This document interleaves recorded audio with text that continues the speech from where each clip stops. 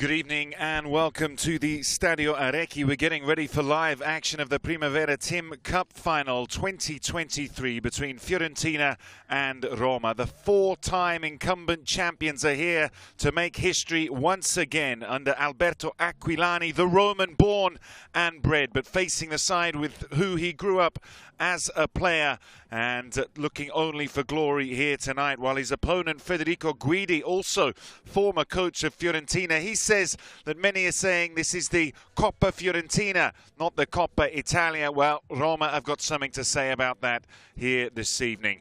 We're scheduled for an 8:30 kickoff time. That's in 15 minutes. The players have been out onto the pitch and started their warm-ups and made their way back to get ready for this showpiece occasion, one that certainly sees Fiorentina coming in good form regarding what's going on in the Primavera. 3 straight victories for them, and they know that today they've got a lot of pressure on their shoulders. There's no doubt about that. They are expected to play the game and win the game for many.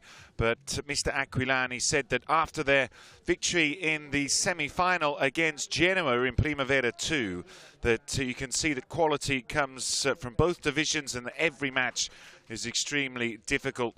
And certainly we expect tonight to be a tough occasion. But when we look back to January, when there was the first cup of the season up for grabs, Fiorentina held their nerve, scoring 2 goals to Inter's 1 to lift the Super Cup. Inter, who were champions of the Primavera last year, and facing Fiorentina, who beat Atalanta last season in the 2022 showpiece event. After another great season there, got ambitions as well this year of winning the Primavera outright. They're in second position in the league standings, but very much focused in the last days after their victory against Cesena on the road to come here and show that they are the bosses of the Primavera TIM CUP. Certainly it's proved to be the case, and Aquilani has followed on this incredible work with the club. He got bigged up the other day by Roberto De Zerbi, the now Brighton coach, who maybe had a little dig and said that he's a little behind and that he's still with the youth players, but he's certainly one for the future, as the 2 Fiorentina captains there, Tocci and Faticanti, keep racism out, and certainly 2 leaders in their respective sides. Smattering of Italian internationals, under 17s, 18s and 19s in the respective formations, again in this 2030 kickoff. When these sides met earlier in the season, it was the first game of 2023 and it was a 2-1 victory for Fiorentina. Capasso in the 3rd and 94th minute, and Piselli thought he'd given them a draw, but Capasso in the last moments managing to get the victory. And since then Roma really have fallen off. They were top of the table in Primavera 1 between November and February, coming into this after failing to score in a league match for the first time since round 2 of the season. That was on the 26th of August. So certainly all the numbers stacking up in favour of Fiorentina. Whether that'll be the case here in this final, will be seen. But certainly the odds are in Aquilani and Fiorentina's favour.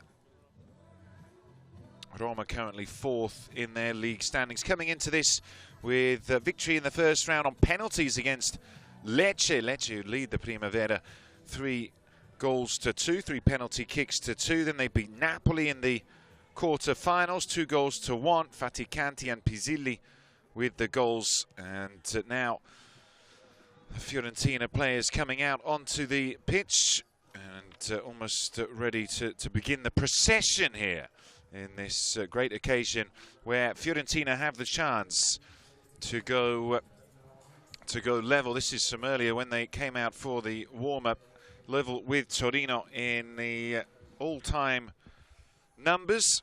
And the captain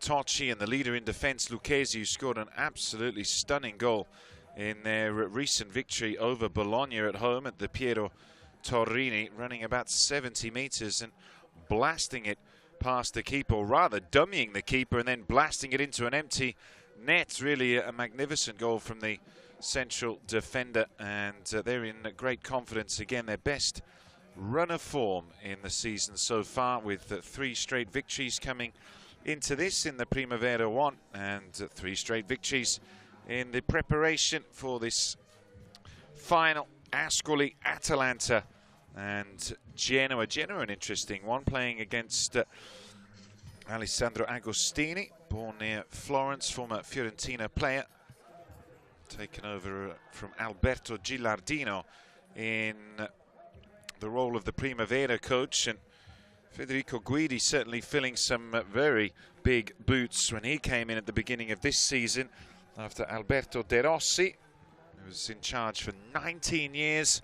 They lost the final of the Primavera playoff for the title, league title last season. It would have been a perfect swan song for him, though.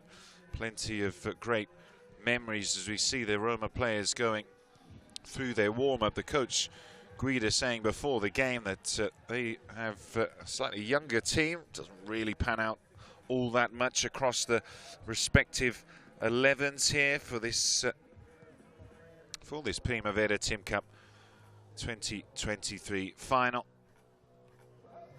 Youngest player on the pitch is going to be Fiorentina's keeper, as see which side is able to deal with the pressure here tonight, here at the Stadio Arecchi in Salerno. Used to be that this was a home and away affair, but just a single match to decide who will be the champions. Have to go back a few years for the last time that Roma lifted the cup, 2017. And they're Banda Faticanti. Obviously the friends there of the Italian under-19, the captain of Roma. So the formations, a few changes for Aquilani, 5 in total, with Harder coming back in for the suspended Vitolo. That's a big loss. That Coyote is another massive return. Vigiani dropping to the bench, and a double change in attack as well. Di Stefano and Tocci. There we see the Salernitana name, who play their home games here, playing in Serie A this campaign. If you follow Italian football, you'll no doubt have seen many of their matches here, and absolutely packed. It has been a bit of wind going as Roma's formation under Federico Guidi also changes 3 of them. Questo comes in for Pellegrini from the league draw with Frosinone. Missori on the right-hand side, and an interesting one in attack. Majazak drops to the bench, and Padula, who hasn't scored a goal this season, is given the responsibility. So drawing interview now for Mr. Colu, referee, to bring the teams out onto the pitch here. Not a lot of supporters, but certainly there's plenty of passion between the players. There's no doubt about that, and some really brilliantly played matches from a lot of the teams in the Primavera and in the Primavera TIM CUP this season. It's on some magnificent goals. The pick of them probably in the semi-finals was by Coyote, who curled one in from the edge of the area. And certainly the young Italian winger is going to be a protagonist here tonight if he gets the opportunity. Well, the shouts from the players trying to motivate themselves for this exit onto the big stage.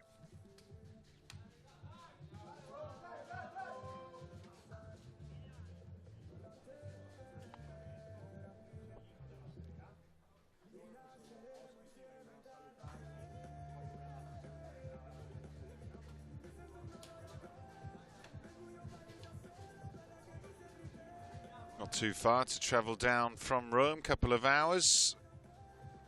However, those youths have made it here, and the youth players there for Salernitana getting a free ticket, no doubt, to see some of their maybe their idols at this stage of their career, looking up to those who are looking to make a career next season. Top flight perhaps, or in the lower divisions, but as professionals. The ambition for all these young players is they certainly want to finish their youth career with as many trophies as possible. And certainly this man, Alberto Aquilani, winning Super Cups and Primavera TIM Cups with great regularity, going for his 4th in a row here tonight. Incredibly decorated and successful coach.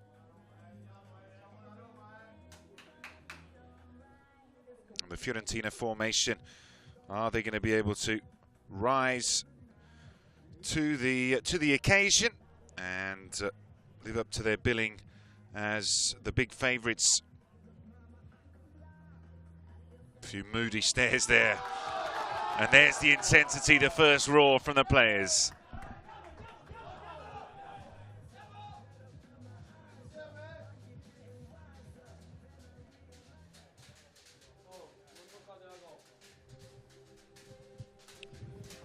The 2023 Primavera TIM Cup between holders Fiorentina and hopefuls Roma here at the Stadio Arecchi. A showpiece event for the under-19 level of Italian football. The all-conquering Fiorentina against a Roma side desperate for glory. It is moments away, the Primavera TIM Cup 2023.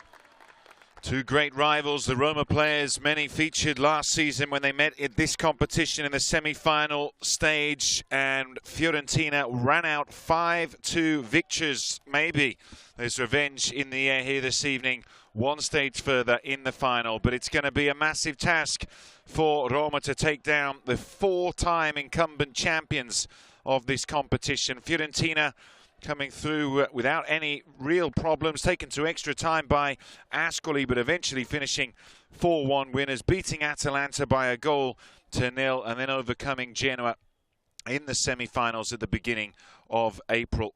As the two captains come together, Tocci, who scored a hat-trick in that semi-final win, which was played on the 6th of April last year, and Faticanti, the Roman. And they're the officials, Collu and Trischitta, Pragliola and Cerchi. The final photo, a collector's item for these players, will be disbanded. Many of them at the end of this season looking to start professional careers of their own.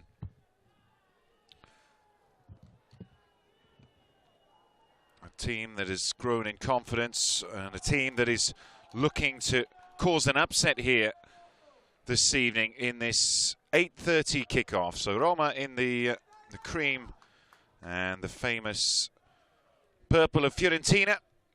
Many feel that the viola is already tied to the cup. But Roma want to show that they're not going to give this to them. They don't want to leave anything out on the pitch, said their coach Federico Guidi in the lead-up to this match. So one last bit of encouragement there from the captain, Faticanti, and Collu, our referee, in position. Youngest player on the pitch, young Martinelli, Italian under 17. Bagnaripoli, which is where the new training ground is from. In front of him, Lucchesi, who's Florence born and bred. So city pride is very much at stake here in this Primavera TIM Cup final. It is going to be the holders, the four-time defending champions, Fiorentina, to kick us off in the search of yet another piece of history.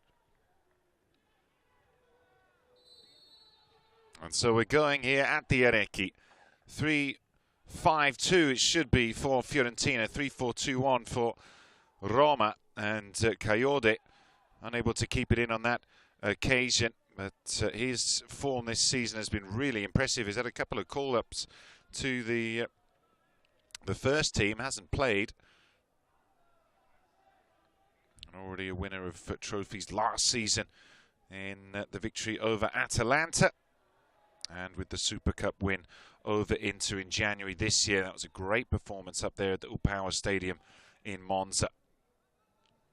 Really control on the left-hand side, trying to work it back to Martinelli.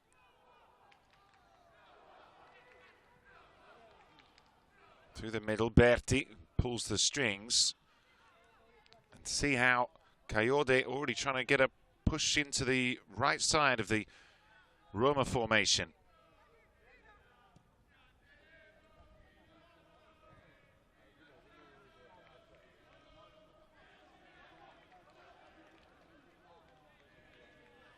Roma coming into this after a 0-0 with Frosinone, the first time they failed to score under Federico Guidi, the coach, since the end of August. Baldi, 26th appearance of the season.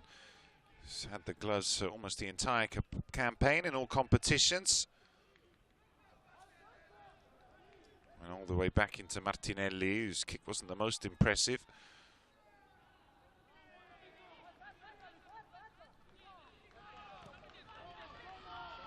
Kiramitsis on the turn. It's endeavour from Cassano. Aquilani, mixed emotions, no doubt, though he's faced off against Roma many times already in his time on the bench as Fiorentina. But born in Rome, Roma youth, played over 100 games for the club. Also 3 seasons with Fiorentina as a player. Can't imagine there's too many mixed emotions as pass forward. Dropping off Cassano again, very busy. That's Pizzilli. Keeping the ball down. It's a clever dummy, and Cassano just doesn't manage to get there. From Trani, down in Puglia, no relation to Antonio. Apparently Juan Jesus, when he was first called up to train with the first team at Trigoria, joked he's not related to the other Cassano, is he? Famous for being a bit of a lunatic. He's from Bari, Antonio Cassano. Certainly a joker, if not a lunatic.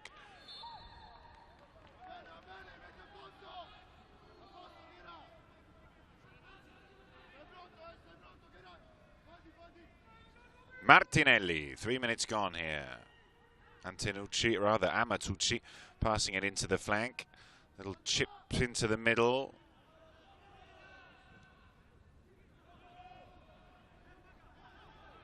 Trying to get under control was the captain Tocci, but opportunity again there with Faticanti in the middle, over to Kesti, who slides it forward into the channel. D'Alessio is going to get there, backs himself on the outside of Comuzzo, who puts it out on the far side. Comuzzo, very much a bit part player this season, just his 12th appearance in all competitions.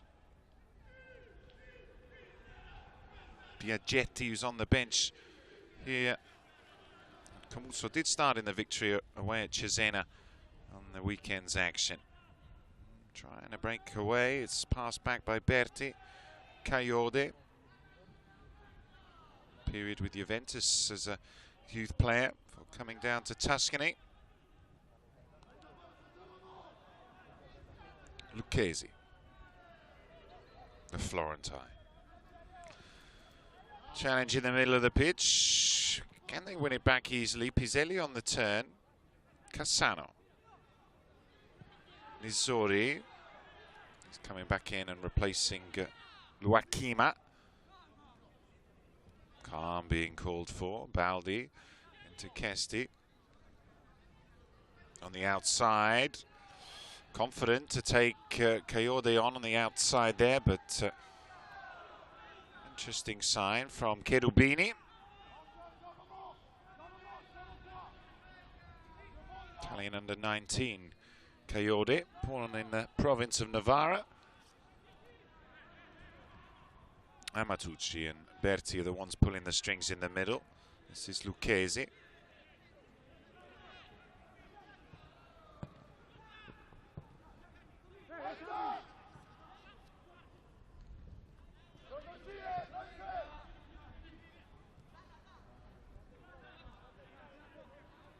Amatucci, Berti. Just too much on that there, but he's been involved in so much this season. Berti, 7 goals and more assists. It's a great relationship with his strikers ahead of him, Tocci and Di Stefano. Though it is Roma who have the best attack in the Primavera season. It was 60 goals.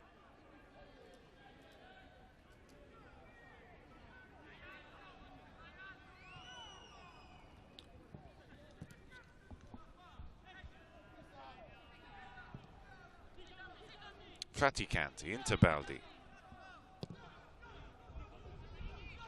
Not the best contact there.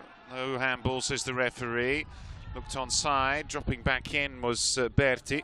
And now Lucchesi.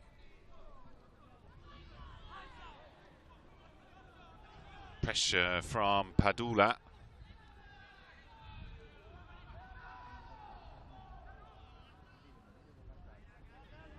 Berti once again, great balance on the ball. Class of 2003. In that 5-2 victory, the other 2 goals besides this man's hat-trick was Bianco, who now does play with the first team. Look at this for dribbling skill. Di Stefano just ran into the last defender. Has been in the goals recently as well, finding the net against Atalanta and a double against Inter in April.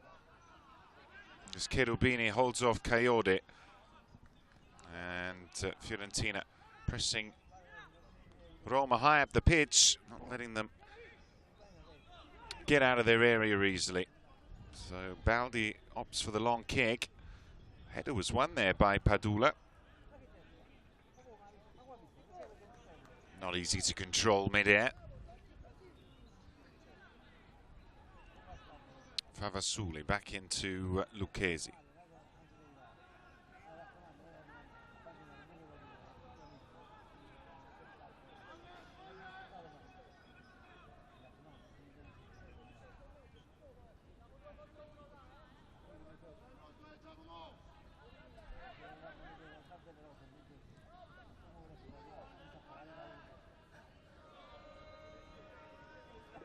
Harder in the middle. Roma keeping the wall across the centre circle as they try and force Fiorentina wide, and they're in no rush at the moment.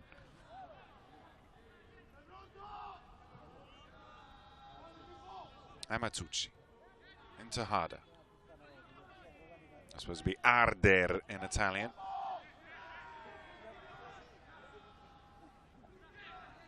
Comuzzo back into Amatucci, no way through at the moment.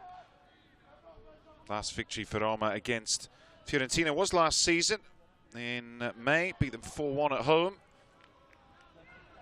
It certainly hasn't been dominance from one team or the other over the years, both in league and they have had the odd cup meeting.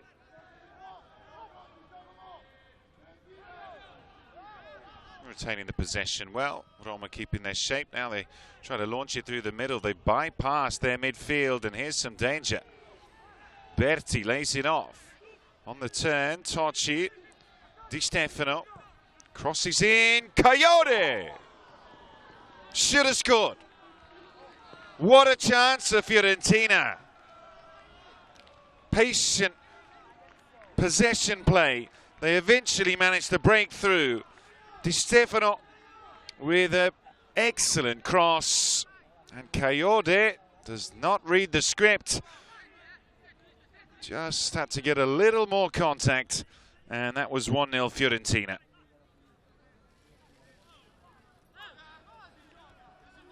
There an example. They must have had some 20 passes without losing the possession before eventually, patiently, knocking it through the dumbfounded Roma midfield. Amatucci.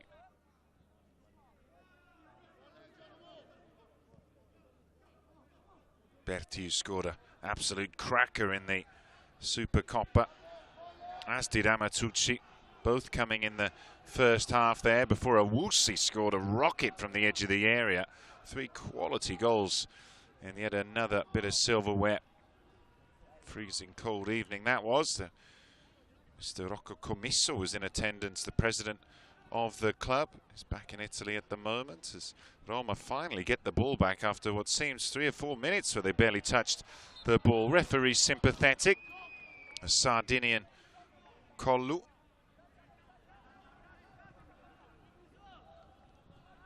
And it's a good piece of dribbling there from Pagano.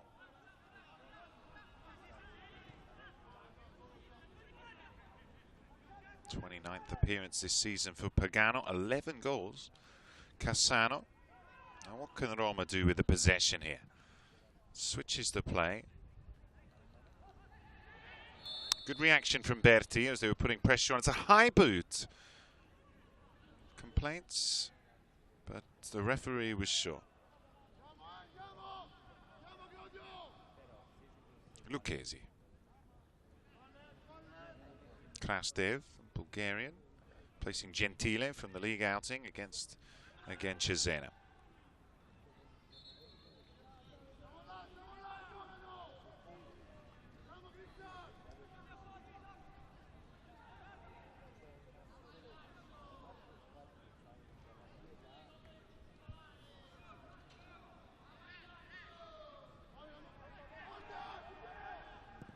Lucchesi goes long, and there's that run from Tocci. The two captains coming together. Di Stefano works it out, whinging from the Roma bench and supporters.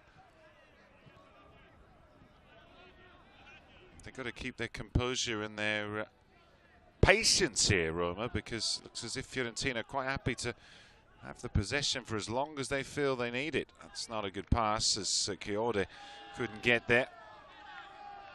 Started off doing athletics, never was interested in playing football, he said in a recent interview.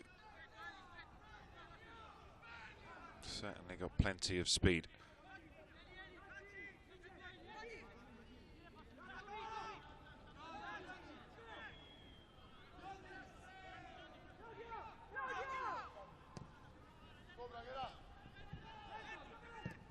Karamitsis' pass. Good pressure from the Fiorentina formation. Amatucci loses out. Half a chance there for the break. Swung away by Favasuli.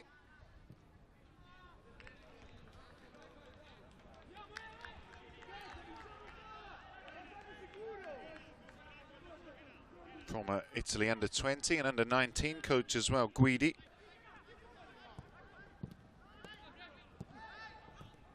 Misori. Lucchesi on the chest. Scrappy sequence of play that sees Fiorentina come up with it. Lucchesi. Stefano waiting in the wings. Amatucci. Now it is Di Stefano.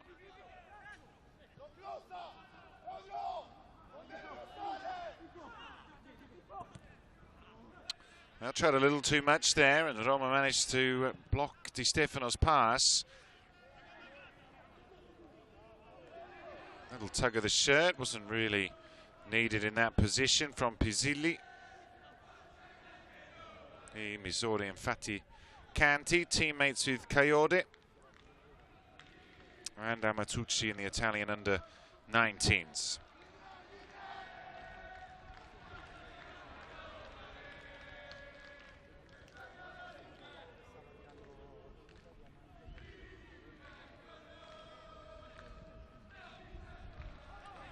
Oh, the bounce was going to cause trouble. Di Stefano, little push, manages to control and win the corner kick. That's brilliant play.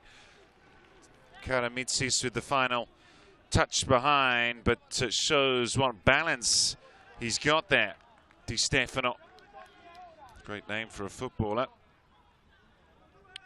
and just unable to do anything more with it, but it's a great opportunity from the dead ball with this corner kick. The first of the game, 15 minutes gone.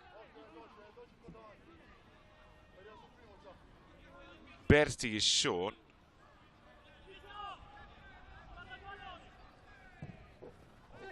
Keeper's missed it.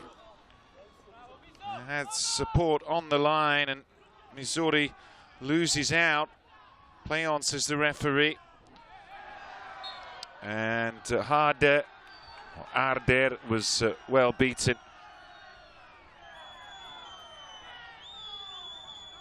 Lucchesi was, well, for the size of him, weak in the challenge. Leader of the group, one of the older players. Baldi again with a disappointing clearance from the box.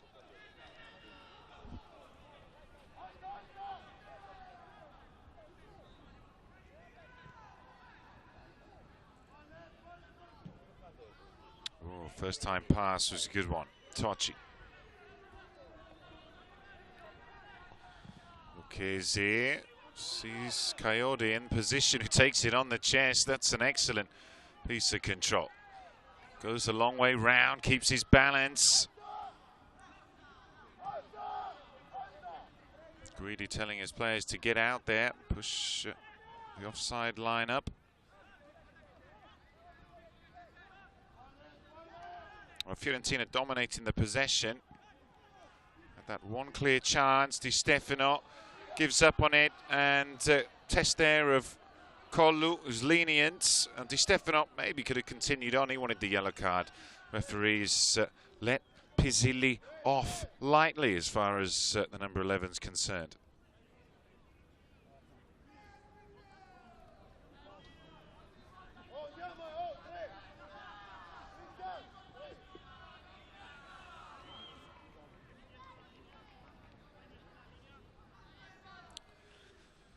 Too far out for the shot. Baldi seems to be packing his wall. 3 men, but from this distance, it'll be really something special.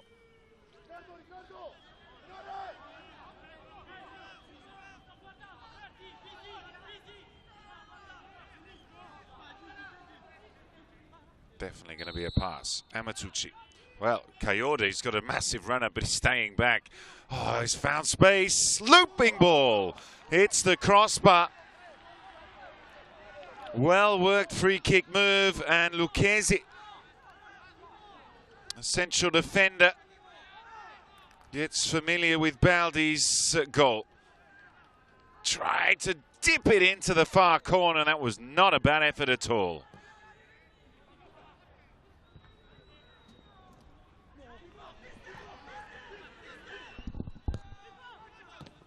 Oh, deflected in front and behind. Roma in real trouble at the moment with a string of opportunities developing for Fiorentina.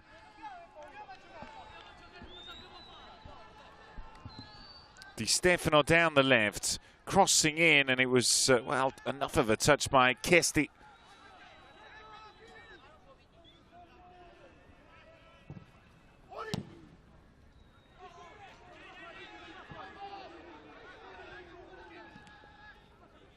Look at that from Di Stefano, probably crossed the line, but just to even think of it with a player on top of him, doing a little sombrero, as they call it in Italy.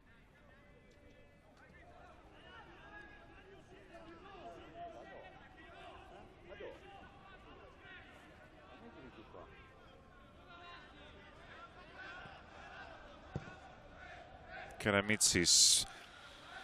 Not a good pass there, putting pressure on Cherubini. And they've won it back with Berti. Now this on the turn, Tocci. Coyote just didn't quite manage to measure the pass in.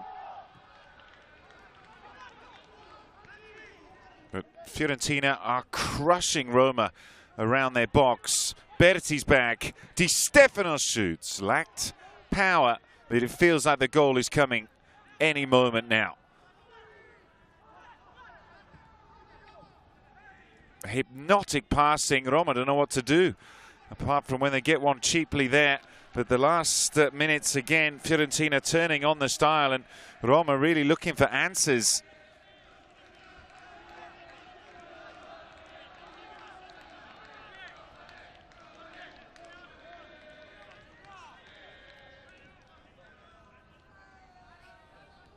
Roma have barely had the ball in Fiorentina's half.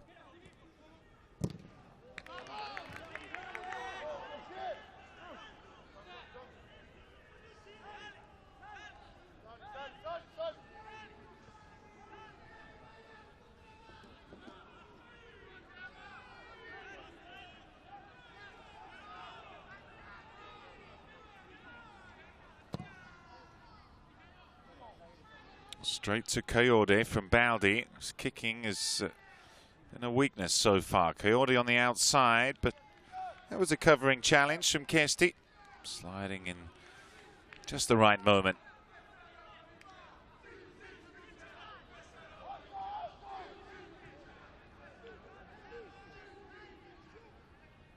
Seen some illustrious players in these finals in recent memory, for Fiorentina particularly.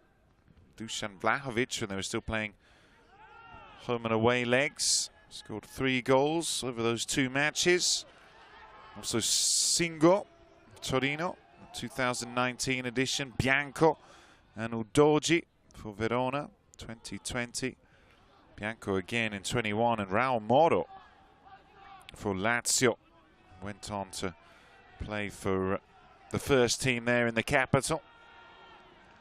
Touch from Berti, and again there's no protection for the defence. Berti out to Favasuli. Held his time, and the last-ditch block on the line. Berti throwing himself, hoping to get a touch, and he can't believe how close he was.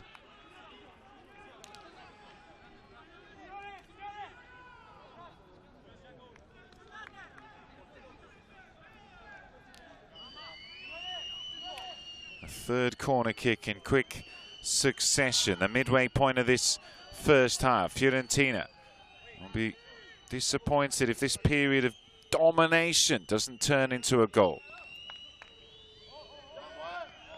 5 in the area. Di Stefano. On the half volley there from Harder.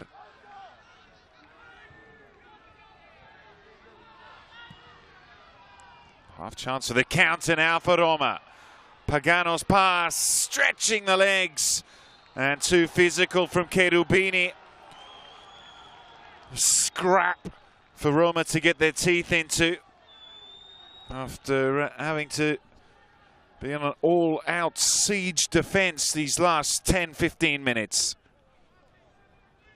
Let's see if they can hold Fiorentina inside their own half for a bit, but pressing these players up the field, leaving spaces in the centre. Fortunately, that pass goes straight to Faticanti, who uses Kesti, and all the way back to Baldi.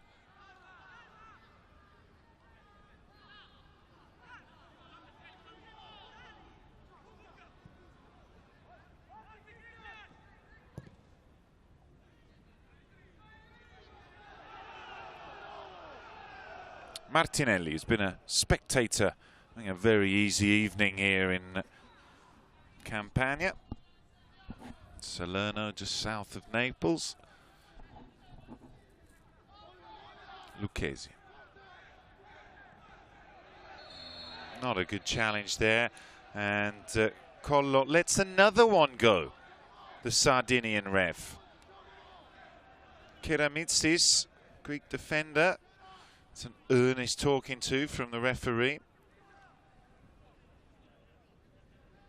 Here we see it. Favasuli down the left, slides it in, and what a tackle that was, and what a celebration as well on the line.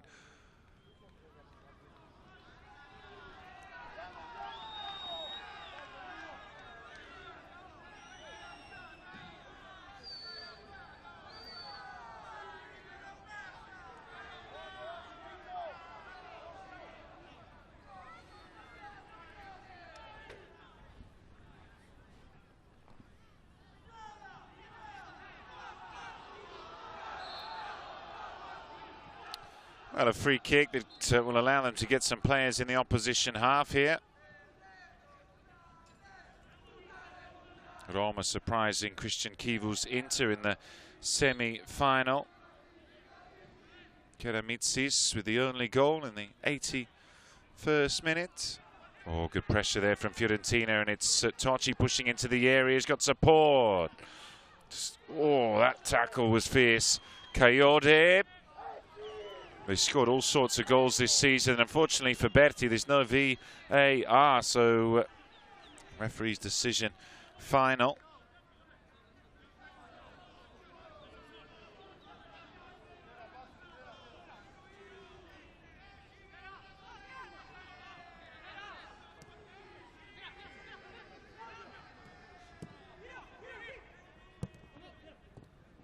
Trying to pass it out from the back, but it doesn't work. Oh. Well, Roma saved there, really, by what was an innocuous foul, certainly an unnecessary one from Lucchesi, considering they just won the ball back and Cassana was lost. He'd already let the possession go, and then Lucchesi just give him a little dig from behind.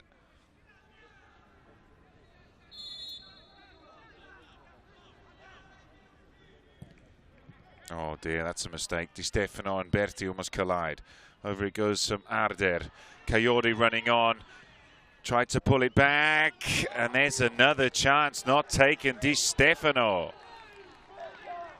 Well, it's all Fiorentina, and it's really remarkable that they haven't taken the lead. As one-sided the first third as you could imagine. Roma barely touching the ball inside the opposition half. Fiorentina creating all the opportunities, and yet it is all square.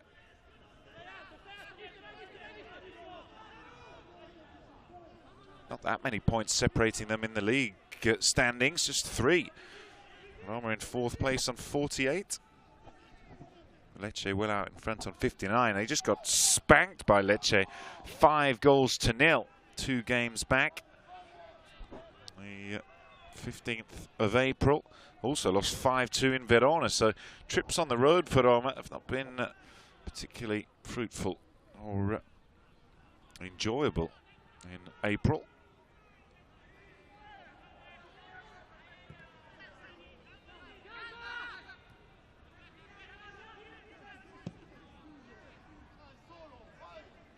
Fiorentina mentioned won at Cesena and beat Inter by 4-2. They were 4-0 up in that game, and we've seen that in a couple of matches. The same with Genoa. They were 3-0 up against Genoa in the semi-final. And after the game, Aquilani and Berti said that maybe they just switched off, thought they'd got the job done. Run out winners in both games, but it's not over until the proverbial fat lady sings as it's down the left-hand side. Ooh, not kept in. But they've got to stay switched on at the back there. As Cherubini was trying to find a way beyond. Coyote wasn't sleeping on the job.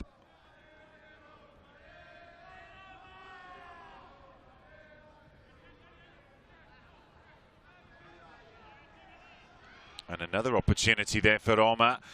Good play from Martinelli. Was not easy to deal with as Roma finally gets something going in their attack. Cross in was a dangerous one by Pisilli.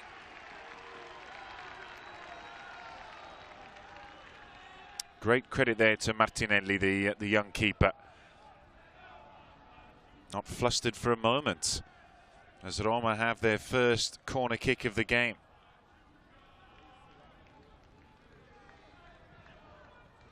Ooh, not a bad idea there. The delivery from Pagano just fractionally overhit as he was hoping for the angled run across.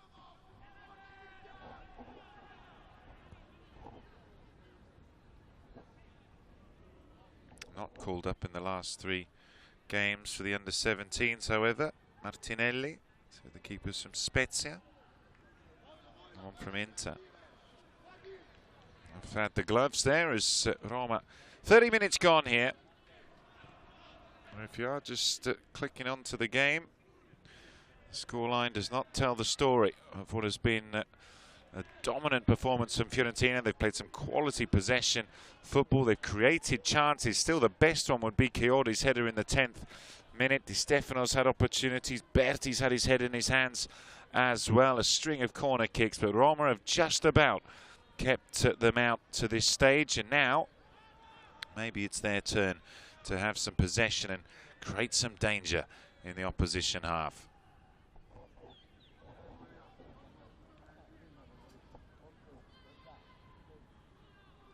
Berti's control, tried the nutmeg, maybe too much in that position. Outside of the boot. Oh, Chiodi gets lucky.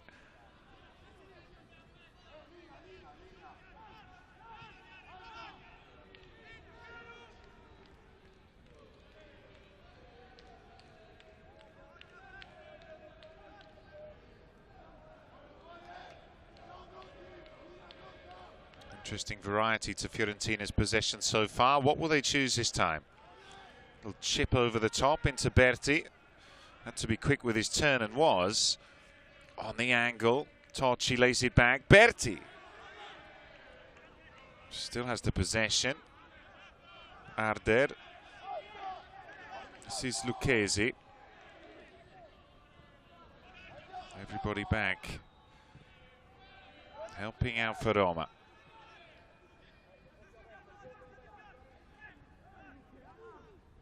Amatucci. Lucchesi. Little cross in, the arrival of Chiodi, and a good stop. No pressure on Baldi. Doesn't want to make a big mistake like his number one, Rui Patricio, did just last night in the game with Atalanta. We do have Volpato and Tahirovic on the bench here this evening, and we're at that match in Bergamo. Oh, bad place to lose the ball. Apologies there from Pizzilli. That was a bit undercooked as well. Martinelli has been the more consistent, dependable at the back, though he's had less to do than Baldi up to this stage.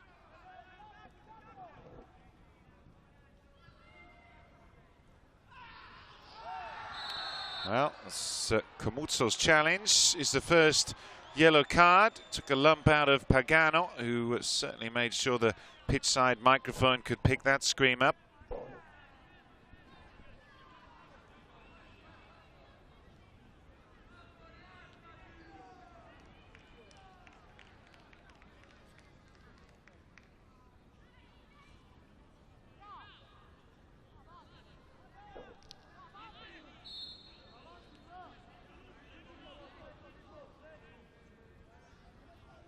Irrespective of the dominance, Baldi, from memory, hasn't had to make a save yet.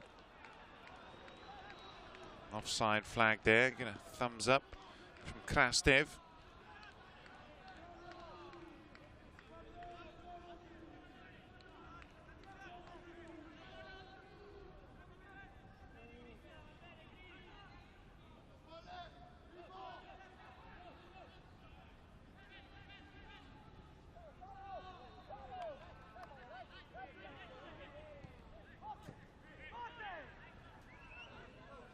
Well won back by Missouri.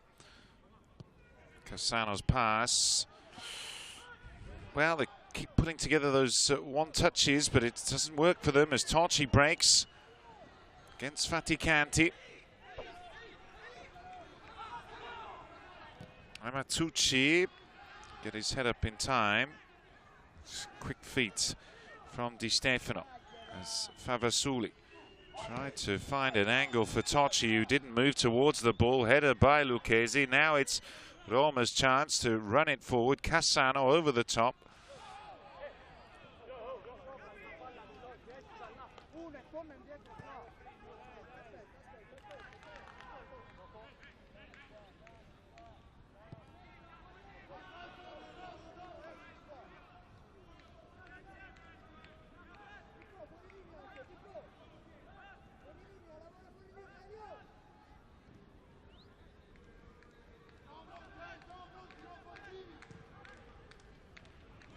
What a ball. Di Stefano's touch as well wasn't shy. And a good attempt there to keep the ball inside the field of play. Almost had to vault the side there, Missouri, but managed to keep himself inside the ropes.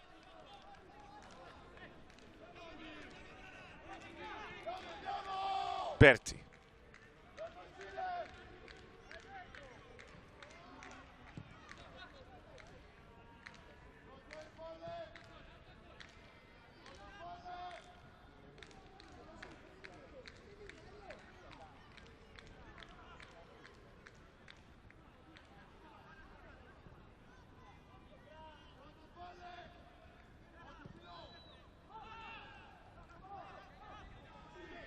Di Stefano, Favasul.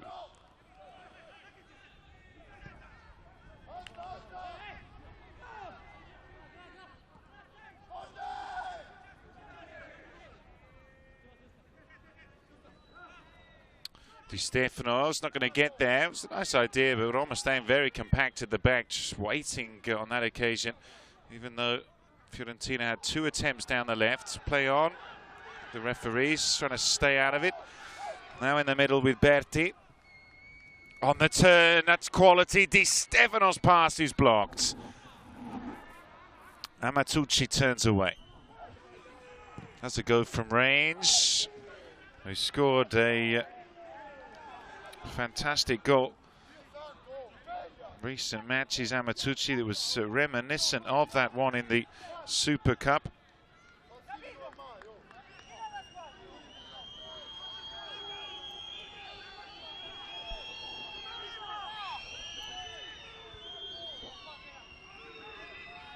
So another corner kick here for Fiorentina.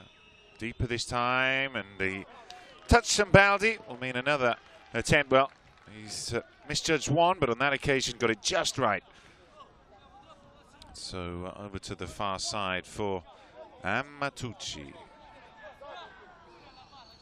Camuzzo goes back into the sweeper role as Coyote into the box.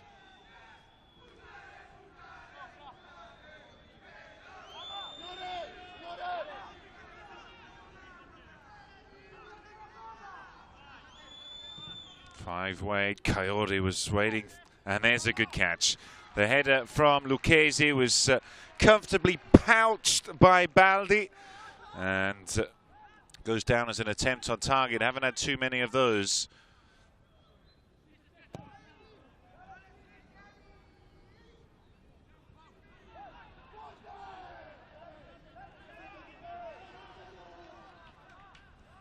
Martinelli into Camuzzo.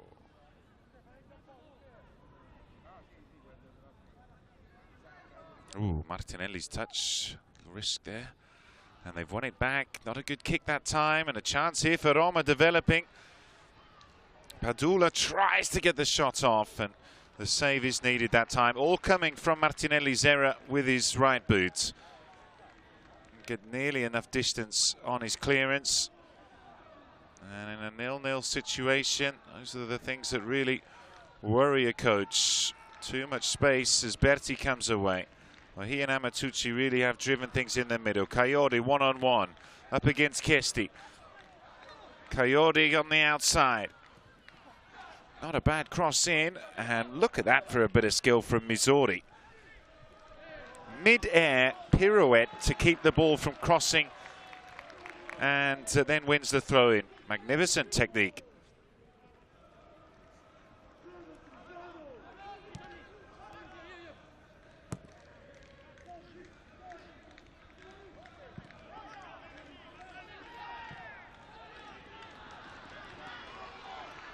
Running behind. Keeper's got to stay back. Great chance at Roma. Offside. Cherubini off like a bullet down the left, and well, he just overshot the mark.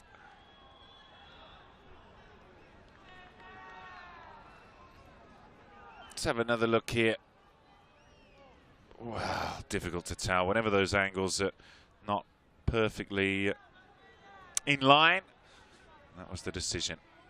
Old school here tonight with no VAR as it's laid off. maybe Roma can close out this half strongly. And look at this, Coyote, cross-field pass, long strides. Captain Tocci in the middle. Coyote against Cherubini. Now 3 dummies, but it's back towards halfway. Camuzzo finds Amatucci.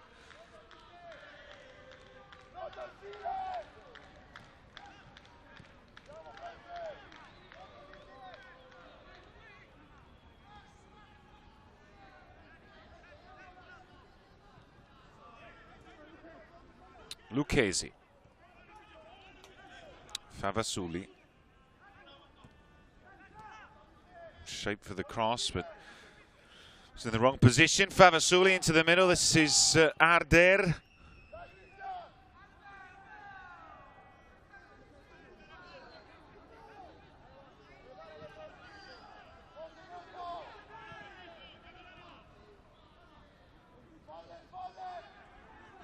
Amatucci.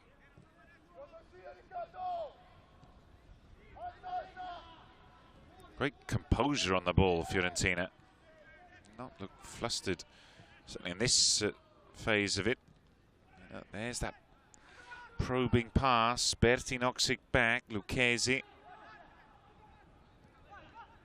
Balance from Amatucci, able to turn so quickly. Arder over to Camuzzo. Berti drops in. Now they're moving the Roma midfield around. Again, this must be going on for 20 passes. Lucchesi. Just undercooks it. And unfortunate there, Cassano didn't really intend to foul. Certainly didn't look like it, but given away. Well, maybe he did. Looking at it again, these things happen. So 2 minutes remaining of this first half. Not too many stoppages. Certainly haven't been any injuries, really.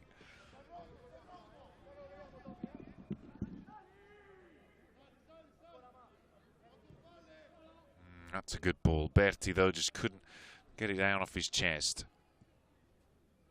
Camuzzo trying to press, but he's on a yellow card, remember. Misori.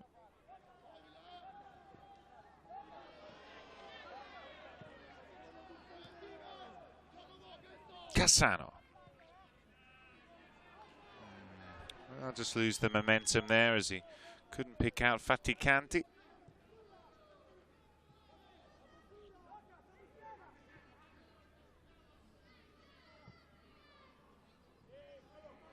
Good tussle there with Krastev and Padula.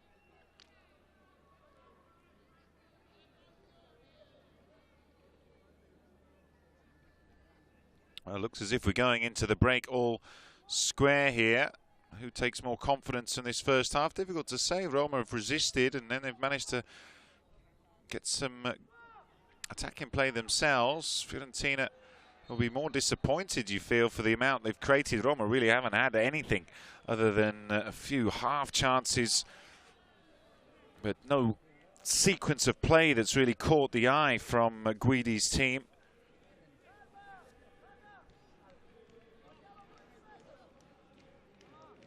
Just been forced to play on the counter-attack for much of this first half, which is now 30 seconds remaining, and an attacking free kick. Now this could be a way to catch Fiorentina cold right at the end. Outside of the boots, and the whistle goes.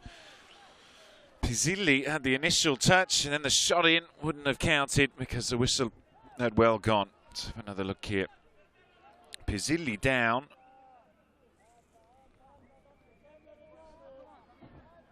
It was Karamitsis who put it into the net.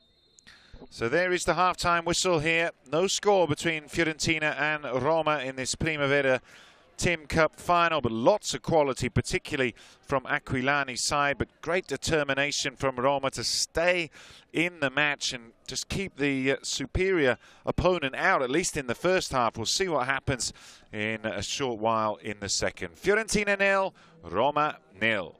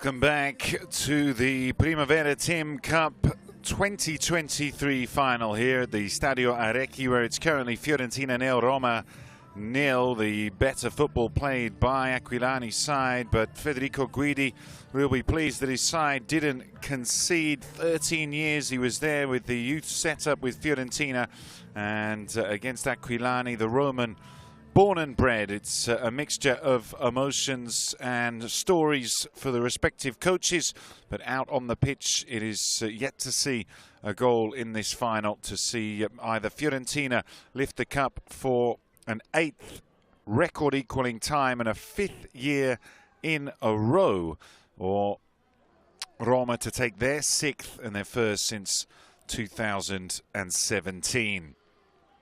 Best chance is going to Coyote in the 10th minute. Di Stefano as well had a moment. Few half chances for Roma in the first fraction of the game. Just one booking given from Collu, the referee, to Comuzzo, and Aquilani is date with yet another page in Primavera TIM CUP history. Could just be 45 minutes. May need extra time if we can't find a winner inside the 90. So we're going again here at the Stadio Arecchi, and it is Roma kicking us off. No substitutions yet from either coach. And it'll be interesting to see if there have been any alterations to the approach from the respective technicians. As Roma pushing forward early on, it opens up, and the shot just over the bar. It took a deflection as well. Cassano out of the blocks fast at the beginning of this second half. Cutting inside, dancing away. I think it was Lucchesi, just brushed his boot as it went through. Cassano and Pagano over the ball, but it is going to be Pagano.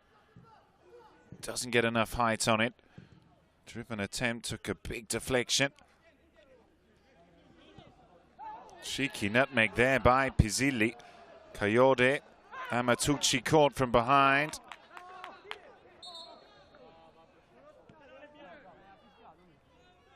Well, the referee's whistled, but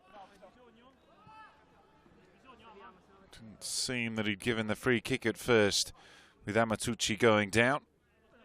He's given it the other way, to the surprise of the midfielder.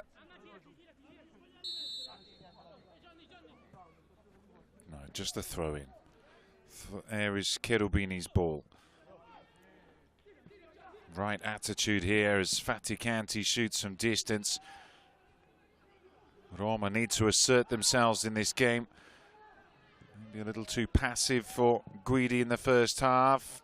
Not a bad idea with that ball through, as Pizzilli was trying to find the space between defence and keeper.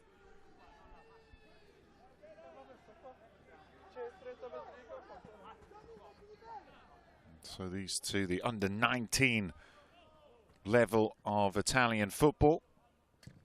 The last step before going into the professional ranks. On the turn is the captain, Tocci. That was excellent play from the centre forward. Amatucci. Arder. Back into Krastev. And chip, we've seen that, plenty of that, but it's a risky approach. Asking a lot of Berti. Has been the target for those chip balls, to bring it down, pass it on quickly. Roma have been alive to the danger as Guidi tries to keep giving indications to his side. Krastev. Roma pressing hard as Comuzzo's pass into Coyote. Now they're well aware that he wants to knock it past his opponent and push into that space down the right flank. Krastev into Lucchesi.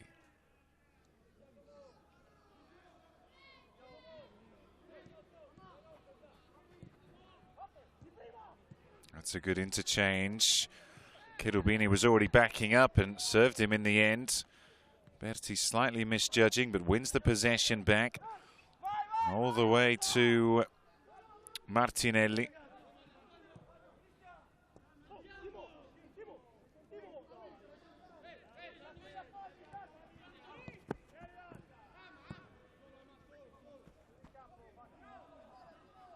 Ramazzucci over to Lucchesi.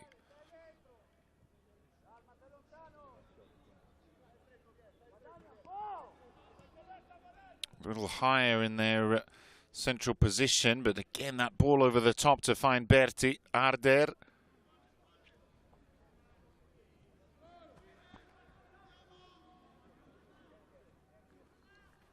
Tocci making the run in behind, but they just recycle it into Ramazzucci once again. Roma pushing out.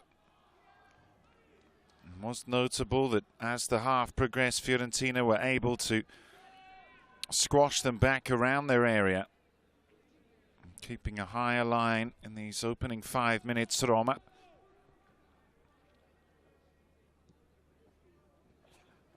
Arder. Over to Lucchesi.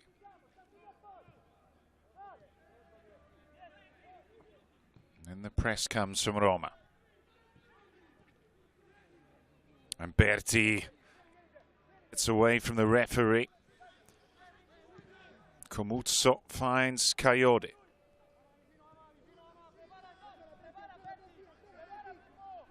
Ramazzucci.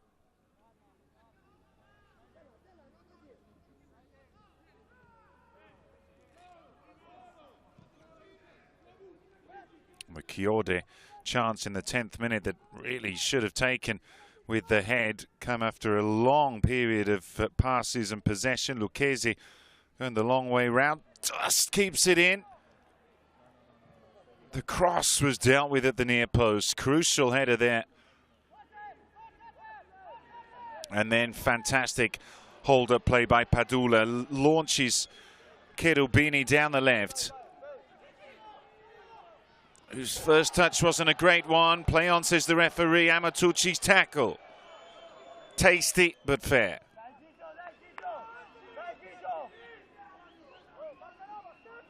Keramitsis. Well, Cassano kicks it out with Cherubini down.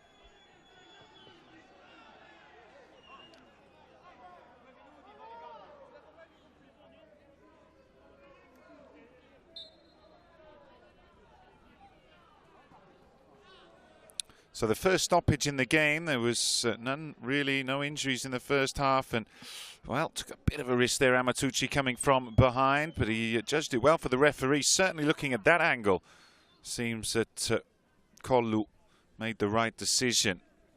Both coaches with 5 substitutions each, and no doubt they'll be coming in at some point. Wouldn't want to make an enforced one at this stage, and Cherubini able to get back to his feet. Word of apology there from Ramazzucci.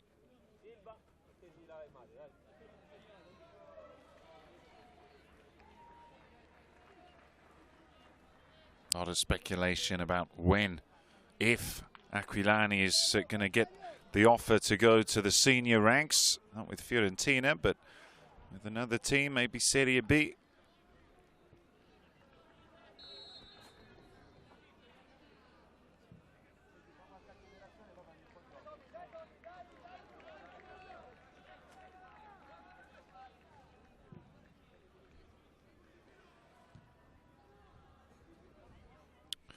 Oh, claim of the handball. It was a good idea from Lucchesi, spinning, hitting it first time over the midfield.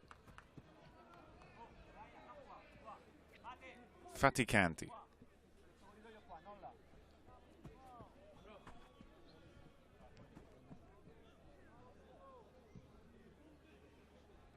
Easily cut out by Comuzzo. And the pressures work though. Cassano changes the angle, and Claudio Cassano. And again, those sort of moments started to come more regularly for Guidi's side. Never easy to convert from 20+ meters out. Tocci's been rock solid in his link-up play. 20 years of age, the oldest player on the pitch. Showed his maturity. And now he's running for it. What a touch that was as well. Not easy. Fatih Kanti read the danger. Oh, Baldi just a little flustered. Snatching at his kick.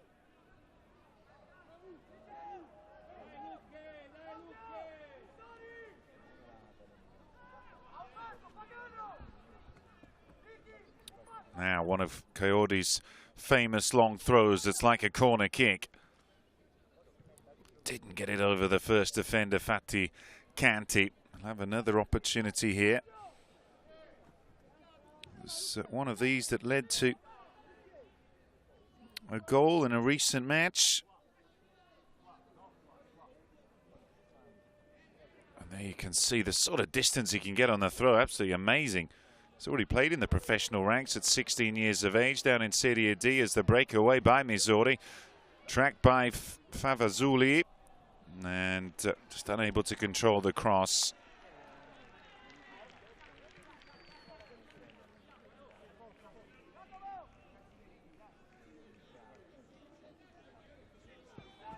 More balanced 10 minutes since we came back out.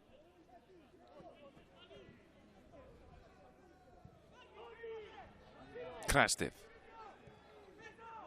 Komutso.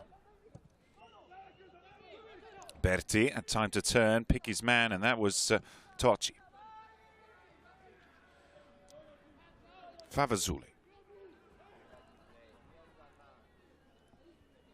Amatucci. Berti ahead. Drifting between the lines. Just a fraction far. That's brilliant play. Quality from D'Alessio. Snuck between the two defenders.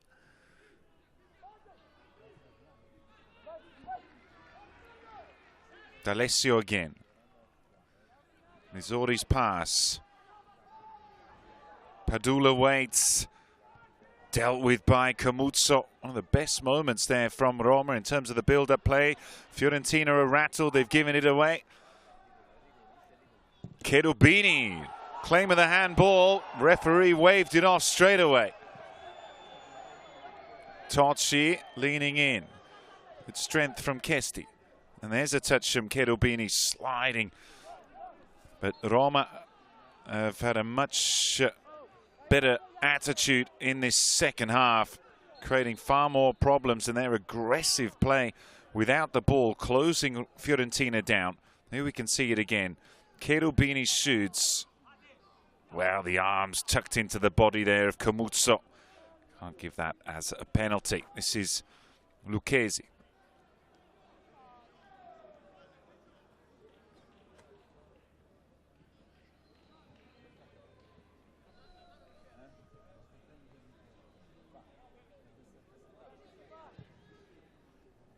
Long ball over the top, trying to find the run of Di Stefano. I haven't had too much of the possession since we came back out. Komutso, well positioned, had support of Arder and Coyote on the outside.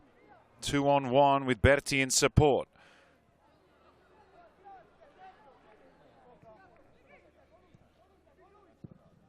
First time pass, cut out by Arder. Fatih Kanti was looking for somebody else, but Cassano's pass releases Cherubini, and Roma rushing forward into the area. Cherubini!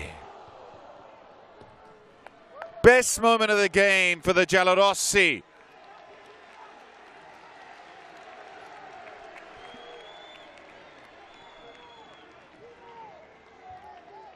Has 6 goals this season. And the number 7 so nearly added another.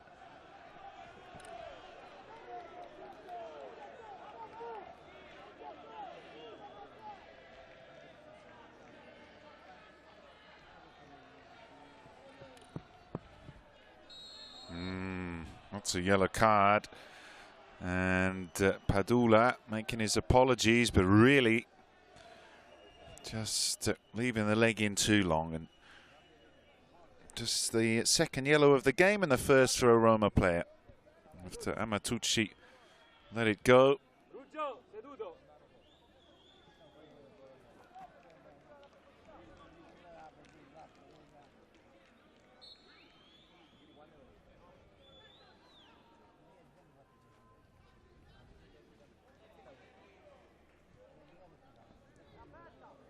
Krastev.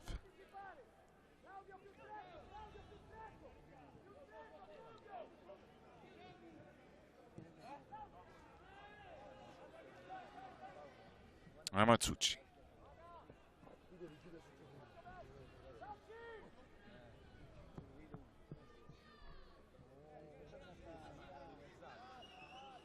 Now Camuzzo.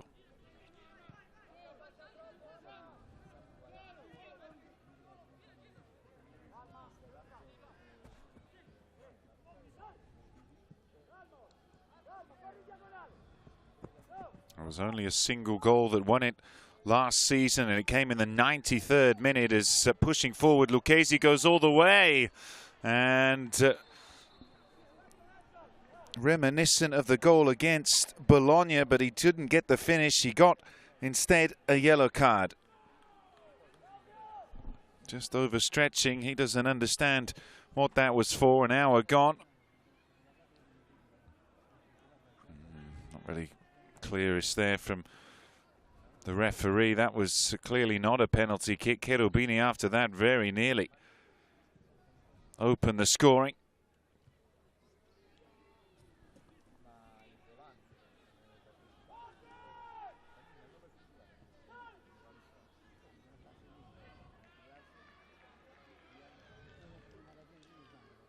Good control there by Misori, who gets it back. Infield is Pagano, held up there by Krastev.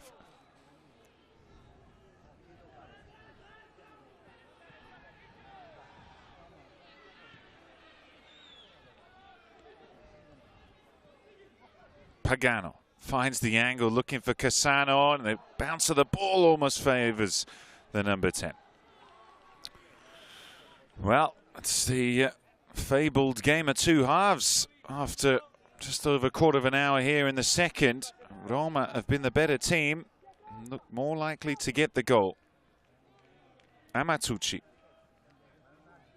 Berti. Camuzzo gives it back into Krastev.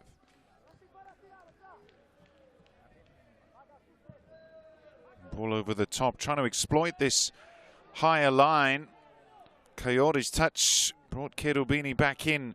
You'd say that Cherubini has had the better of that battle over the course of the hour. Certainly as the game has gone on. Deep ball and the bounce. Almost going towards Di Stefano. In the end, Karamitsis was able to get it away.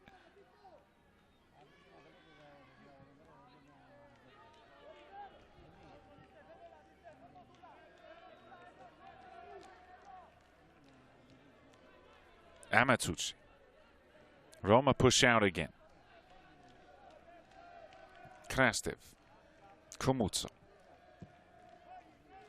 Sliding challenge. Berti had read the trajectory of the ball, and that was quality from Arder. Referee played advantage. Good read by Cherubini once again. Lucchesi's quickest to it.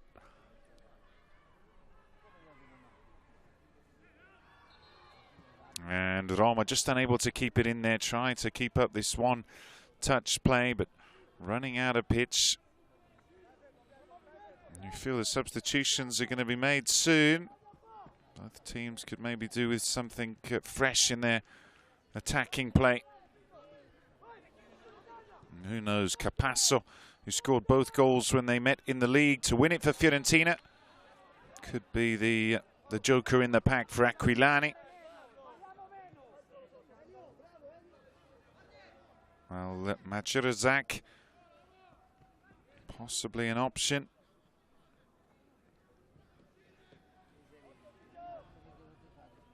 Started the last game against Frosinone.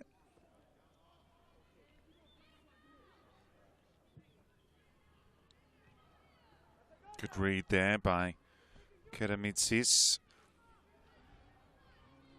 Amatucci turns away. Now the run of Coyote was the idea. That has been much of the play on that far flank. Short passes between Amatucci, trying to find Di Stefano and Berti, and then the width of the play for Coyote on the right. But Roma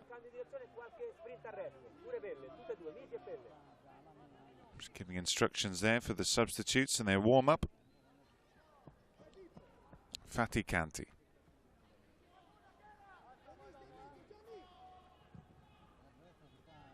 Goes route one. Favazuli loses out on the line. Great play from Roma. And the chance of Cassano. Another crucial block as Favazuli kicks it out. And the Roma fans, their friends no doubt, who've travelled down, giving support. Cross in at the near post. And Padula's touch. He claims a corner kick. The referee's given it as a goal kick.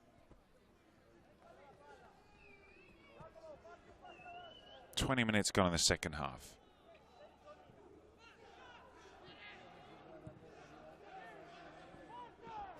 Chested from Berti, and now Tocci again. Favazuli.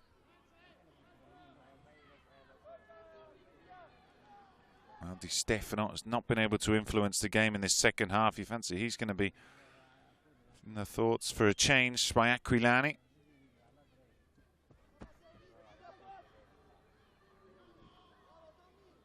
It was Presta and Sene who started in the last league game against Cesena. In the attacking positions.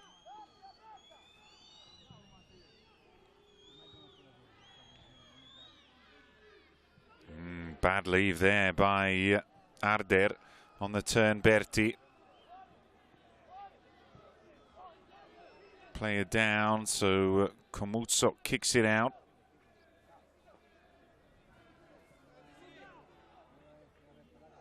And it's Krastev who's on the deck.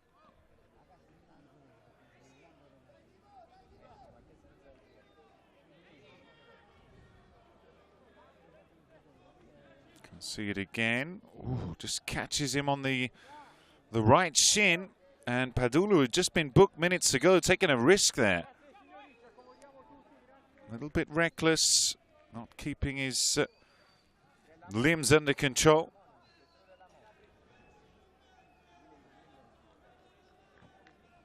Not a hot evening by any means, but some of the players taking an opportunity to get some refreshments, and it's as if a substitution's being readied now. And so it is a change in attack, and it's Mizitano. Mizitano coming in for Padula again, who had just been booked, so both not able to get the goal. There's some good work in this second half. Mizitano with just 2 strikes this season in his 11 appearances in all competitions.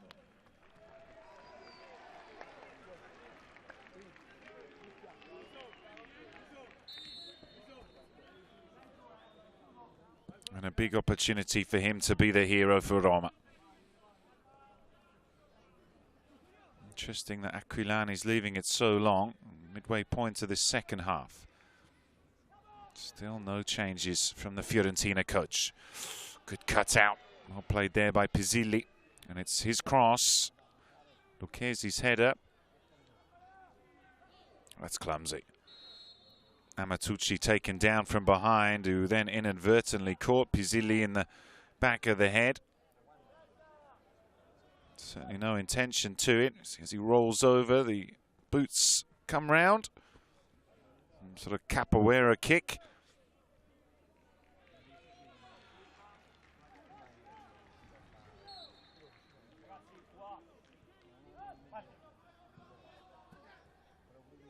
Arder. Amatucci. Flat back 5 for Roma. Fiorentina have not been able to come up with the solutions with Berti, Amatucci and Di Stefano as they did in the first half, and the organisation and the higher line of Roma has made a massive difference tactically in terms of cutting off the space. Ooh, well played, Martinelli. Don't want to get those wrong in a big final. Well won. Front foot again for Roma. Finds the angle to Coyote. Loses out to Cherubini once more, and on the turn, Pagano. Cherubini goes to ground. Oh, and then kicks out, and he could be off here. Just a yellow card, and the Fiorentina players can't believe that he hasn't got a red. Cherubini losing his composure completely there, kicking out at Coyote, and it goes and gives him a hug. Well, I suppose that's the least you can do. Goes down. Well, how does he stay on the pitch there, Cherubini? It's an under-19s game, but the referee extremely lenient. He's had such a good second half as well, Cherubini, and almost turned to a disaster for him there. 70 minutes on the clock. Roma lucky to have the full quota. Again, the high pressing from the Giallorossi. Good ball to Berti. He was lucky to have support from the captain, Tocci. Di Stefano. Play on, says the referee. Challenge was a good one by Lucchesi. It has to be now with him on a yellow as well. Oh, they can't keep kicking the ball out every time someone goes down. Berti. Well, that was a little bit risky from Berti. Pizzilli eventually was penalised. 3 Roma midfielders around him. Amatucci. Tension rising. Crossing's a good one. Coyote doesn't quite judge the bounce.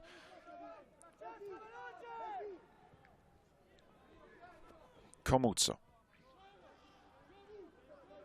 Amatucci. Really good header there from Misori. Managed to turn his body into Favasuli and head it towards a teammate, winning the free kick in the process.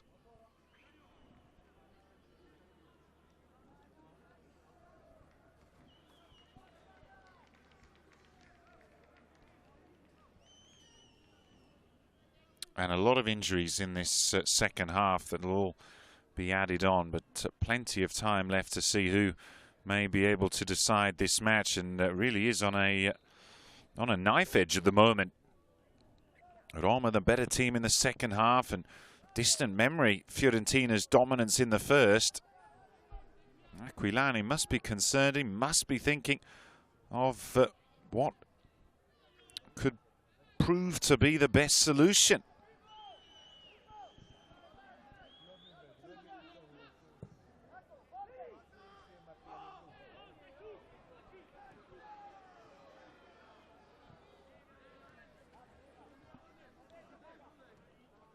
D'Alessio. Little chip pass back out to the midfielder.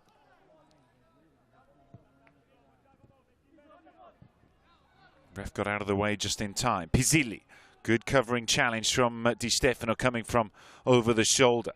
Back into Lucchesi. Well, was probably aiming for Tocci there, but split the two teammates. Well, Di Stefano, his battery seems to be running on low. Surely Aquilani's going to make the change soon. Cuts out again. Really good work in the midfield. Play on. Roma in the area again. Was there contact? Cassano went down. No appeal from the player. None at all, and nor his teammates, really. Everything coming from the sidelines. Amatucci.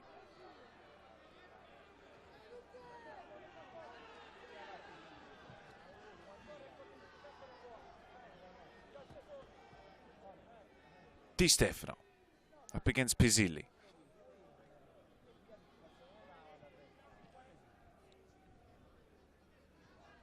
Interesting psychological one from the perspective, having Volpato, Tahirovic, who've been with the senior squad on the bench for much of the season under Jose Mourinho, not involved in the Primavera Division 1. Maybe Guidi feels that his boys, the others who have played more matches, deserve the opportunity in the final.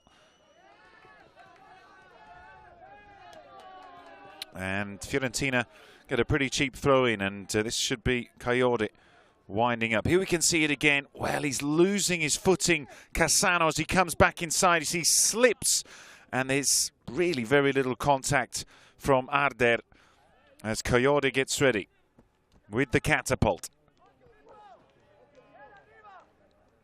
And it comes. Camuzzo lets it bounce. Backstop is Krastev, who's high ball. Nobody reacted there, apart from Tocci in attack. To be struggling Faticanti, looking into the floodlights, and Camuzzo is off for a reckless second challenge. And now yellows for the sidelines, but Camuzzo on the halfway line. Does he need to make that challenge? And the complexion of the match certainly looks more giallo-rosso now with this extra advantage. Probably Di Stefano come off for a defender. And disappointing there for Camuzzo in the final. Played a good game, just made a rash decision. Wasn't an ugly challenge by any means by Pietro Camuzzo.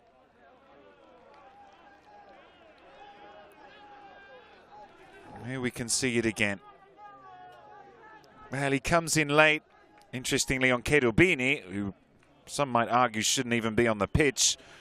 But the red card for Fiorentina, who are down to 10 with 14 minutes remaining.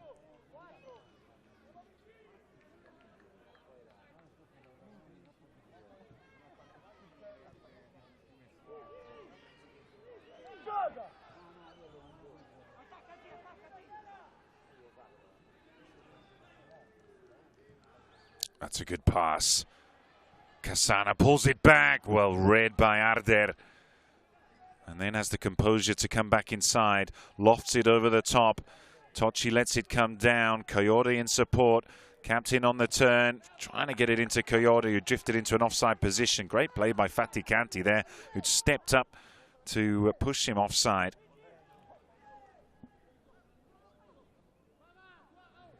Why hasn't Aquilani made any substitutions at all?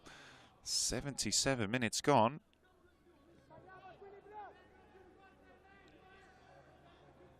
Certainly has enough experience, having won this as a coach 3 times before. Oh, there's suddenly space, and there's a touch that gives it to Tocci.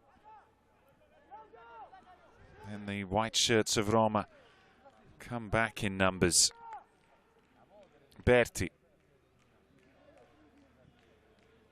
Knocked back into Lucchesi.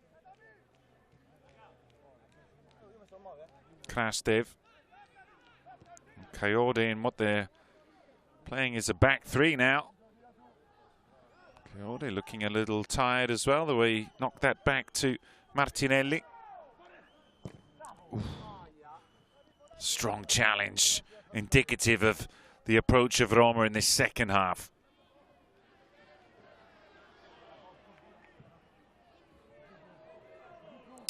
Easy catch, though Martinelli's had more of the play in front of him in this second half. He hasn't had to make a lot of saves. That shot by Cherubini was really the best moment in a game of very few chances, must be said overall. Clear chances. Oh, maybe one now could open up. Berti saw the run. Di Stefano forces his way through, wasn't caught. Excellent tackle. And now Roma can break And the defence is light. What a chance. Cassano misplacing the pass to Missitano. It looks as if offside. It looks as if these two teams want to win it inside regulation. Pushing forward as they are. Next match in the league, Fiorentina at home against Torino. Roma travel to face Juventus this coming weekend.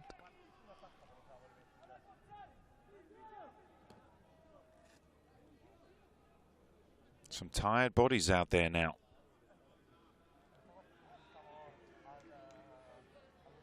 Amatucci, great pivot. Berti back into Krastev. No, it was Lucchesi. Gets it back off his keeper. Through the middle, touched by Tocci. And he was just a little off balance.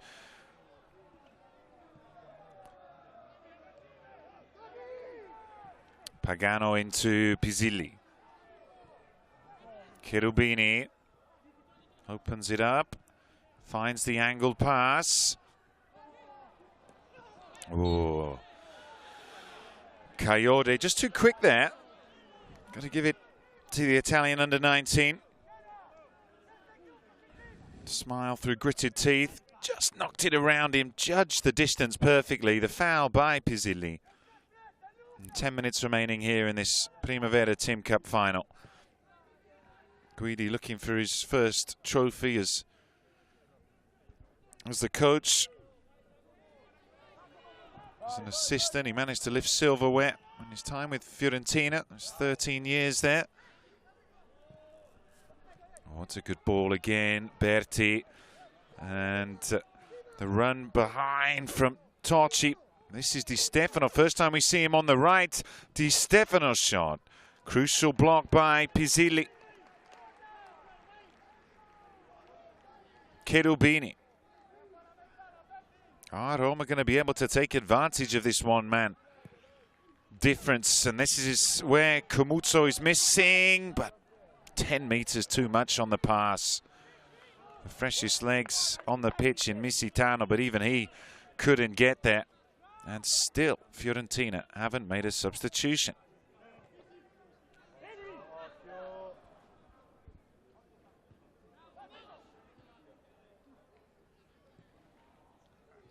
Favasuli only sent it as far as Karamitsis, who's continued his run forward. Pass by Missouri, founds Favasuli. Well, they're lacking in attack. Sounds like a substitution's coming now. We'll see for who. Karamitsis lays off. Missouri into Cassano.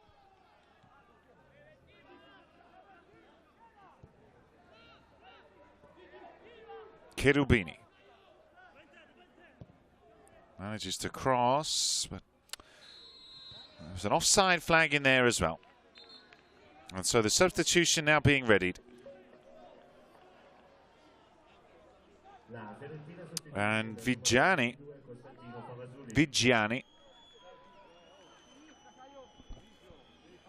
who comes in, a fullback for Favasuli. Interesting change. That means he'll go to the right side of the defence and push Coyote further forward. We shall see. A lot of running from Favasuli on the left flank.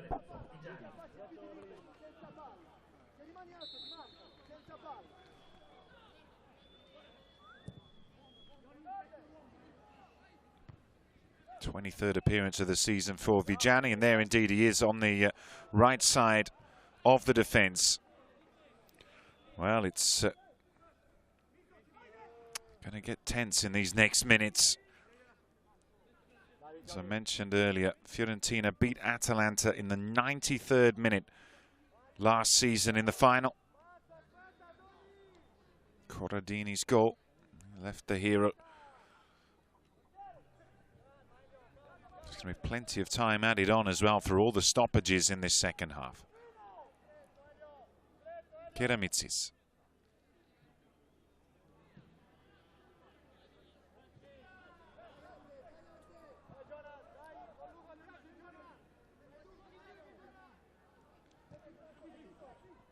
Nice idea there on the triangle with Cherubini running across, but a really strong challenge. No nonsense from Krastev taking Misitano down.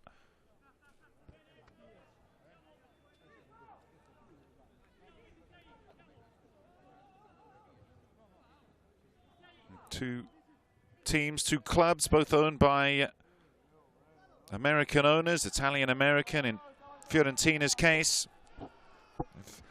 Big futures ahead in the senior squads, both in semi-finals, in the Conference League and the Europa League respectively.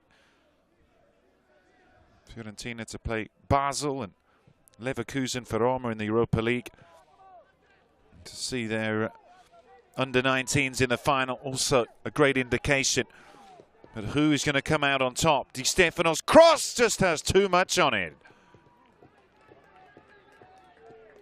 Rare moment. Interesting change putting Di Stefano over to this right in the last 7 or 8 minutes.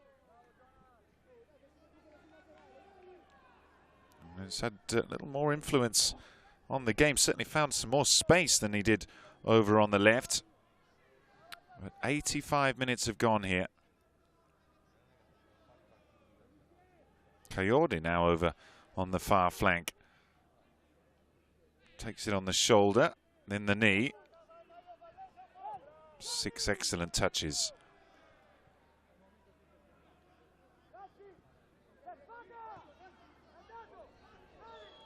Martinelli. Vigiani.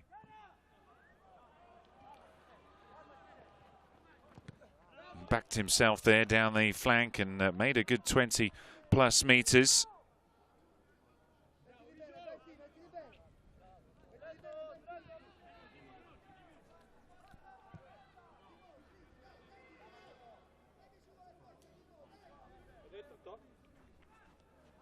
Roma had to go to penalty kicks to get past Lecce in the round of 16. Pizzilli, Faticanti and Falasca scoring. Vetcal and Misori missing, but after Berisha missed his final one in the 10th of January, he managed to get through to face Napoli. Less problems there. And the 1-0 against Inter in the semi-final, but nothing to separate the teams in this final chapter of the 90. Turn from Tocci. Ball over the top. Pass from Krastev. Tocci. Well, he charged up the right boot. There's enough Roma defenders back. And, well, are there for Fiorentina now as they hit them on the counter. Well played. Struck the arm. Play on, says the referee. That was an interesting one.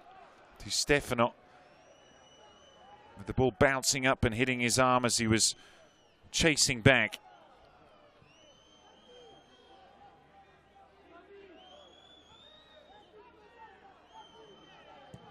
Krastev chips it through the middle. Touch from Berti. Cherubini. Oof. Don't want to give that as a free corner kick. Martinelli.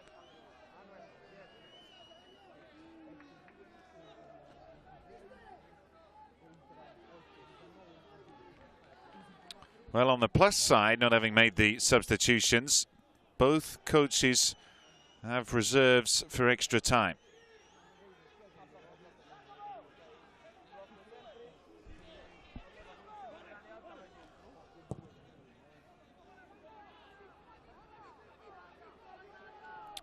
Di Stefano, way to goal.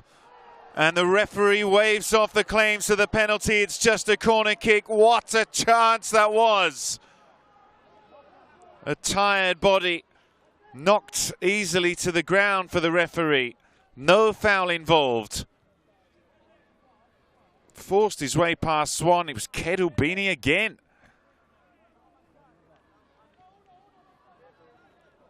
Took a risk there, shoulder to shoulder.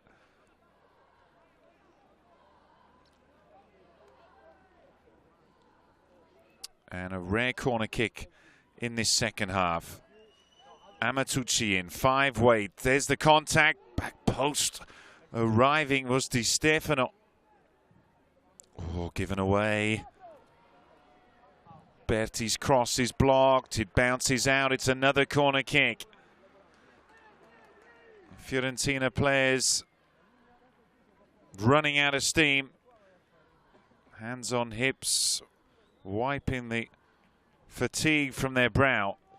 Roma have got to be right on it now with this defending as we go into the final minute of the 90.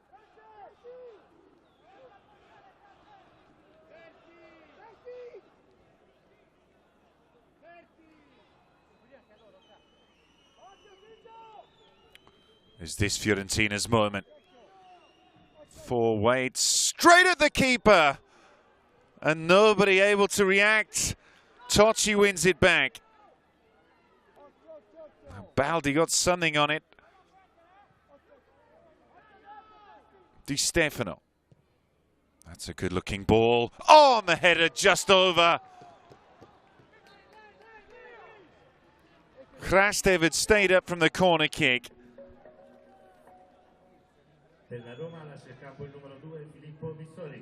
So Missouri coming out. Here we can see Di Stefano's cross. Brilliant cross it was too. Getting away from Karamitz's. So Luakima coming in. That's a straight swap on the flank. And D'Alessio leaves. And Pellegrini comes in. Big cheer for Pellegrini. 3 added minutes. Seems a little light. 3 substitutions used by Federico Guidi, the Roma coach.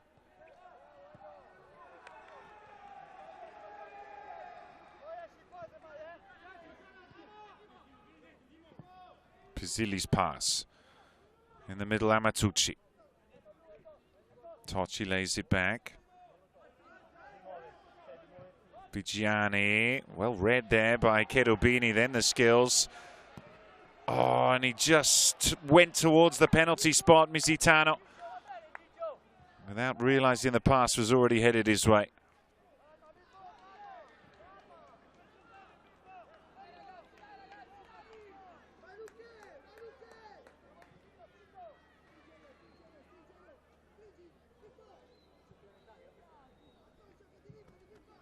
No movement there from Luakima.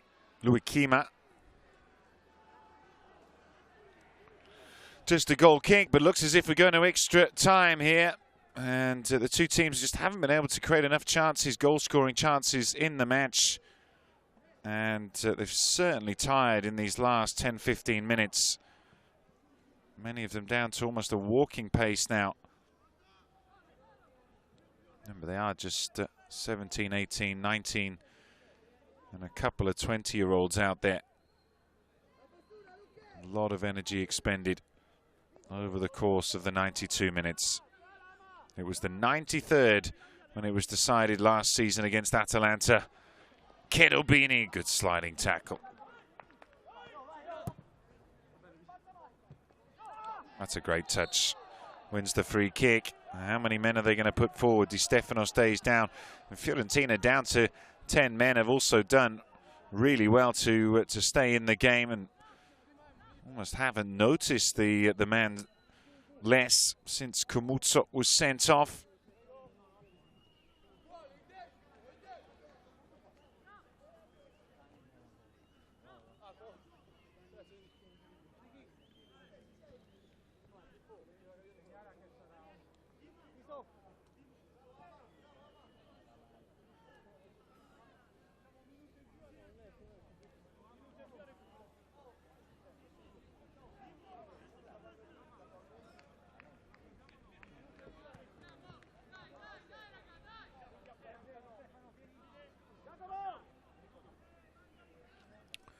Di Stefano, both fatigue, you imagine, and the knock that he sustained there. We're back underway. There's got to be a minute left to go. Totti running hard. The Fiorentina captain. He's going to keep it in. Oh, it's a nice angle as well, but nobody able to get up in support. And so Roma will have this last opportunity, switching the play. Coyote misjudges it. It's Roma's throw.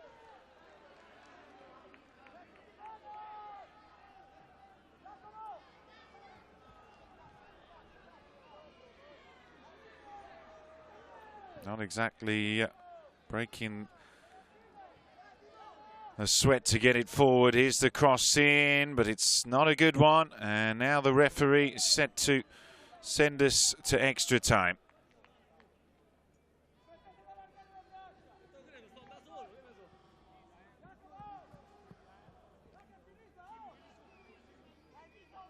Well, in the era of just a single final, it has never gone to extra time, but that's where it's headed now. So it finishes here.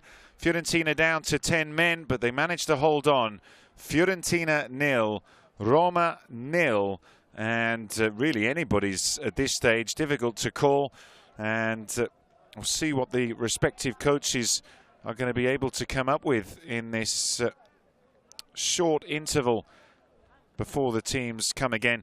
Think back to the chances in the game. First half, Coyote, 10th minute. That was absolutely massive. Definitely the best chance in terms of clearest opportunity.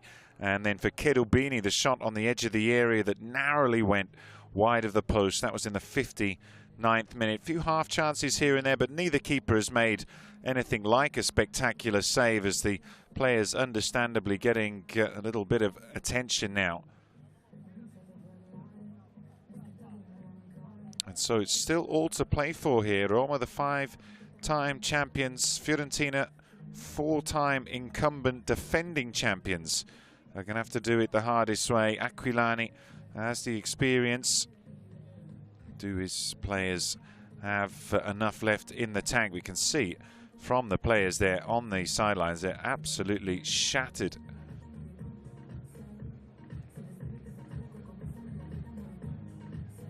Having played two-legged finals up until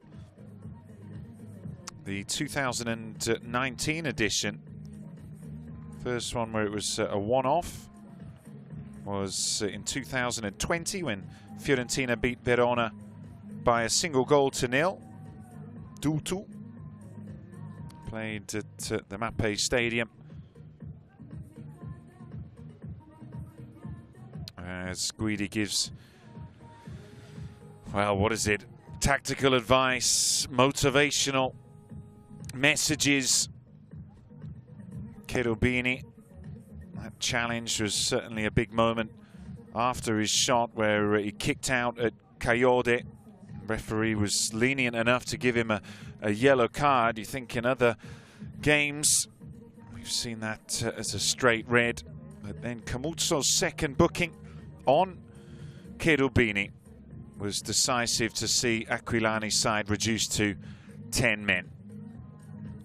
And so the Fiorentina and Roma players getting themselves up for another 30 minutes of action here.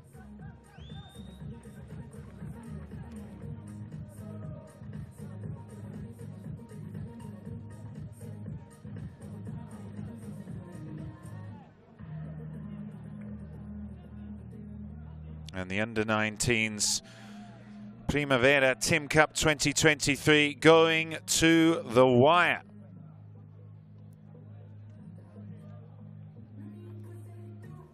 Who's got enough left in the tank? That's the question. Collu has made some interesting decisions in the game. And now together with the two captains flicking the coin for the side of the pitch, Faticanti and Tocci. Seems as if the Roman captain's won it and has made his decision.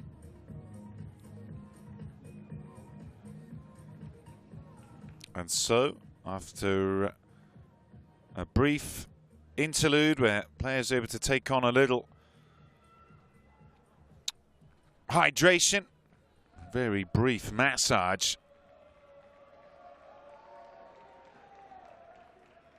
we're ready to get going again.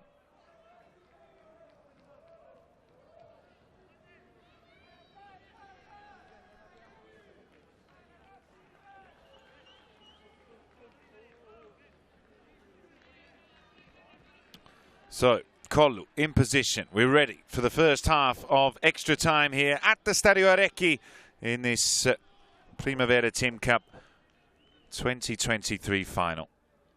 Fiorentina down to 10 men.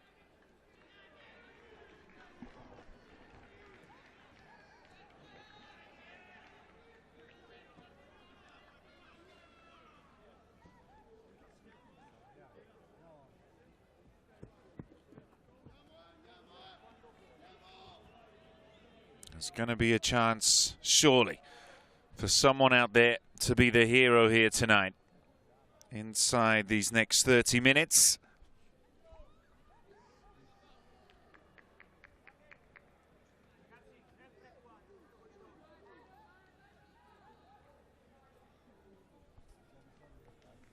So we're back underway. Fiorentina get us going. Fiorentina have made just one substitution, 3 for Federico Guidi. Roma win the possession. Coyote switching flanks since Vigiani came on. And we think about fatigue, and having a man less surely is going to be a factor over the next 30 minutes. Claim of the handball, no reaction. Cassano lays it off, and this is Pagano. Cherubini switches the play. Look at that for a ball. Little unlucky as Luakima trying to get up in support. One of those substitutes with the freshest legs, and makes sense to try and get him into the game. Pellegrini playing centrally, coming in for D'Alessio.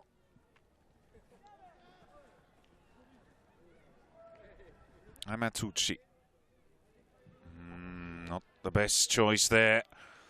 Slid through, chance for Roma. Goal for Roma! Mizitano starts the first half of extra time with a bang.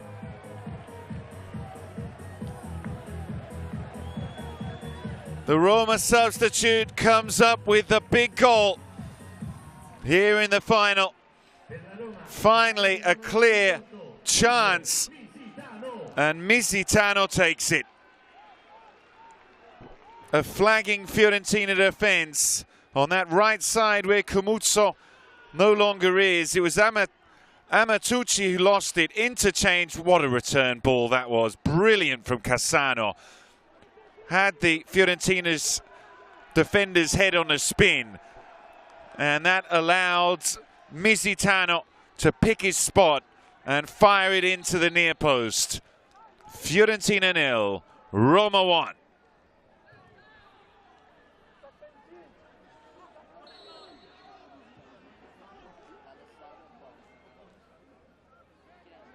And the four-time defending champions are really up against it now.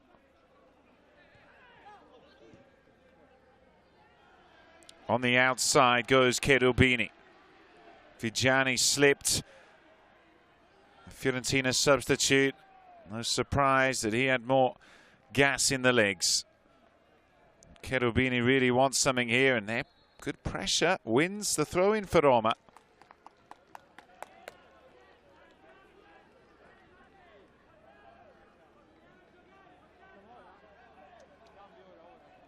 Another substitution coming, and Aquilani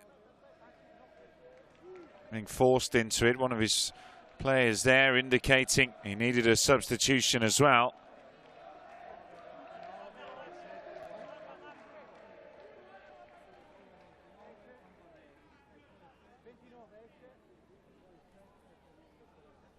So Sene in attack.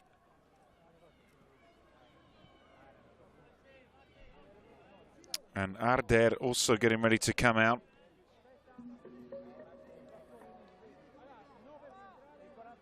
So the captain, Tocci, leaves the field.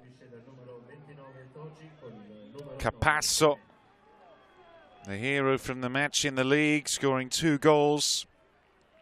And Sene with the number 9 shirt. He scored 4 this season. Capasso also with 4.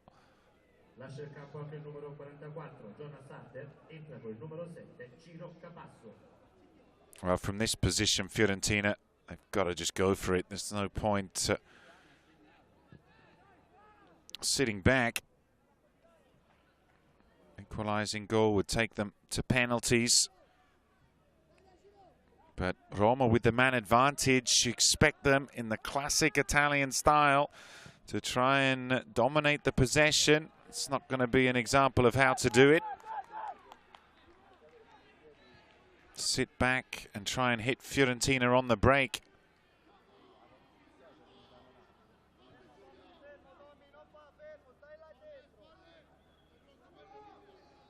See how mature these young men are in their ability to manage the situation, because clearly a big advantage with the red card for Fiorentina.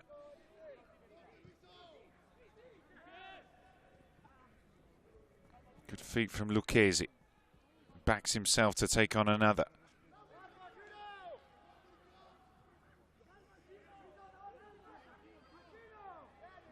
That's Capasso. Not able to pick out a teammate, making Lucchesi run a little further. Berti. Christmas tree formation in defence, Roma.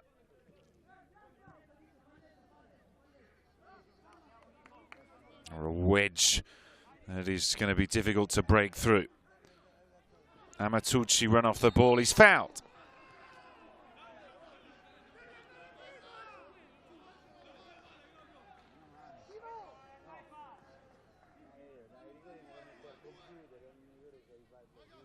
Misitano doesn't want to be decisive for the wrong reasons.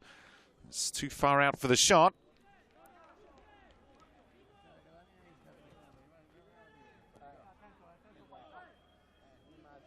But anything can happen in a final. Amatucci. Plenty to aim at. Oh, good ball in!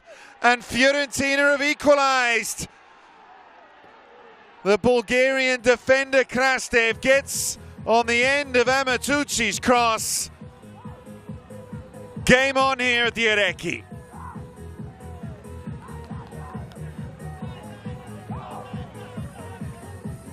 Taking the captain's armband moments ago after Tocci left the field, and that is how to lead from the front. Timed his run perfectly. Got to say, the Roma defending wasn't the best, leaving him completely unmarked. But he guided his header beyond a stricken Baldi. And that'll be a massive adrenaline boost for Aquilani's side.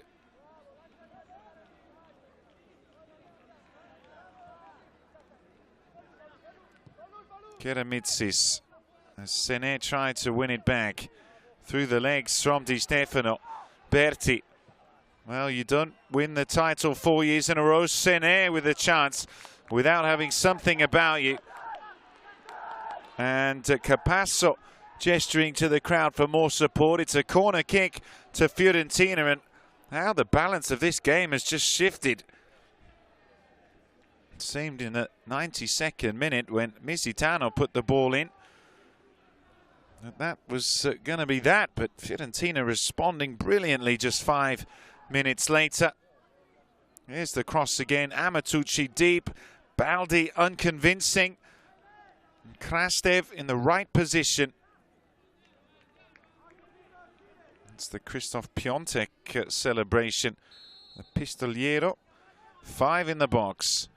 Good shape to it as well. Credit there to Karamitsis. Touch from Berti. Well, what a lift that's given to 10 men Fiorentina. And also ask the question of Roma, do you have the minerals? We're the defending champions. We're not going to give up our title easily.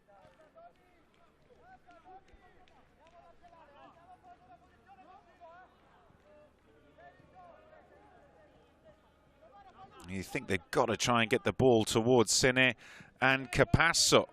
Freshest players on the pitch.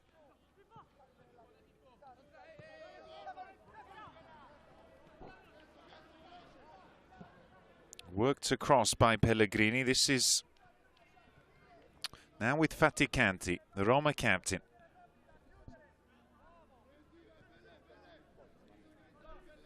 Keramitsis. Di Stefano challenges, linesman's flag waves, and attacking free kick, another dead ball situation that could yield something. Just gone past 10:30 here in Italy, in Salerno.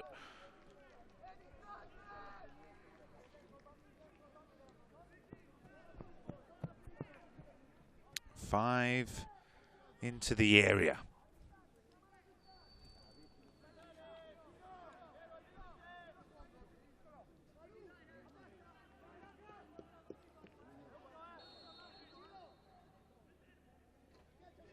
Pagano's cross. Little flick. Roma still with an opportunity. And the header down from Karamitsis. Sene didn't do enough. And crucial there from Lucchesi. Held back in. Away by Krastev. Good dummy by Cherubini. 100+ minutes. 4.5 remaining of this first half of extra time. It was a slow burner for much of the regulation, but drama suddenly appeared.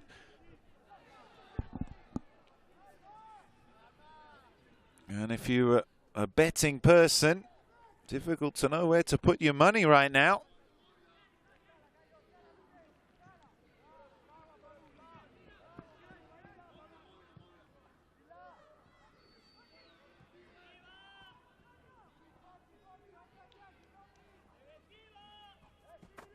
Fiorentina looking very well organised at the moment. Roma patient with Pisilli. Karamitsis. Oh, what a pass. Ball squared. Well, Joachim are unable to find a teammate. That was a decent opportunity. And there, well, the counter-attack. You want to see Sene and Capasso in sitting a little closer together if they are going to be launching those sort of moves. Capasso wide out on the right at the moment, but here on this near flank, it's a turn from Pagano. Ball into the middle. Pisilli's pass, well cut out by Kayode. Well, just overdoing that ball through as Sene tried to make the run into the middle.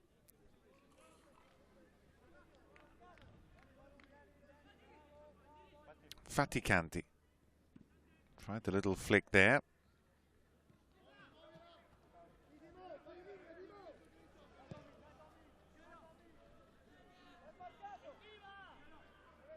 Pisilli. Into Cherubini. His cross in. Good touch. Couldn't turn though. Arrived just in time to hook it away, Berti. Capasso. Well, play to the whistle.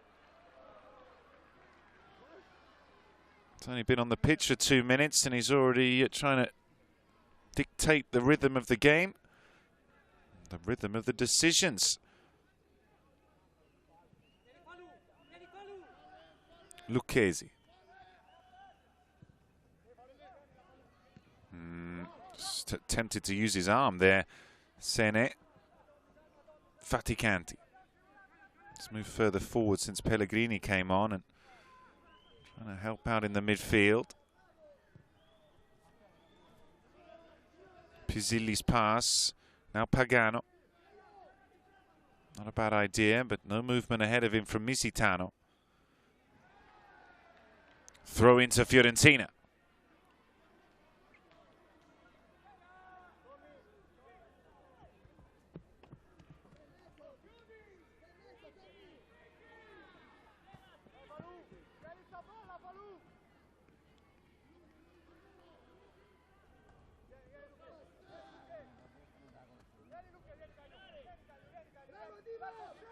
Doesn't look as if they're all that keen on making another chance before the interval here.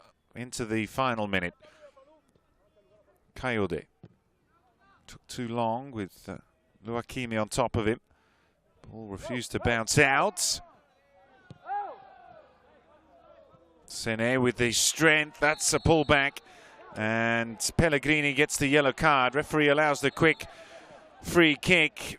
Then decides to blow the whistle again.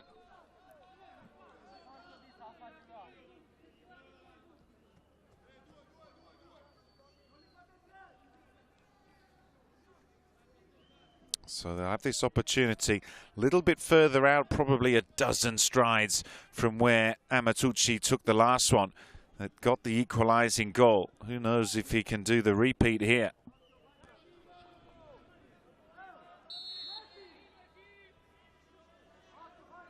Amatucci doesn't get the height on it. Well, that's the 5 minutes.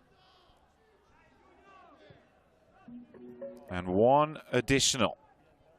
Un minuto di recupero.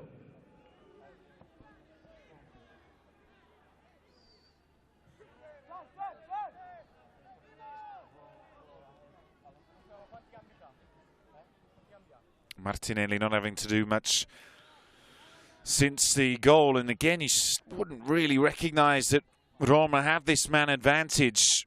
Oh, sliding challenge was a good one. 30 seconds left before we go to the interval, and a chance developing here for Roma. Just rushed it there, Cassano a little. Good touch from Pizzilli. Takes it to the line, and his cross strikes the side netting.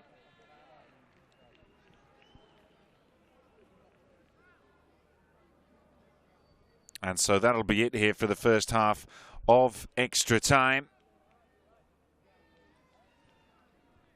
And what drama. Mizitano 2 minutes in, and then answered unexpectedly by Krastev for Fiorentina. And so there'll just be a very short interlude as the two teams swap sides of the field.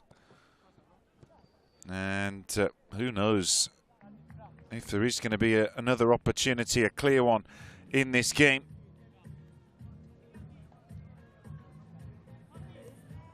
Plenty of support for Faticanti.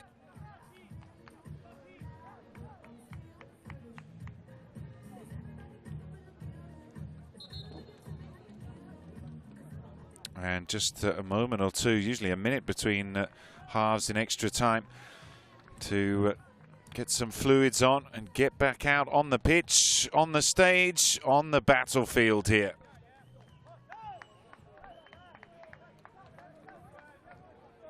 We may well be headed for penalties, as Aquilani got a few ideas in his mind to maybe make some changes. Both coaches do have substitutions remaining. 2 each.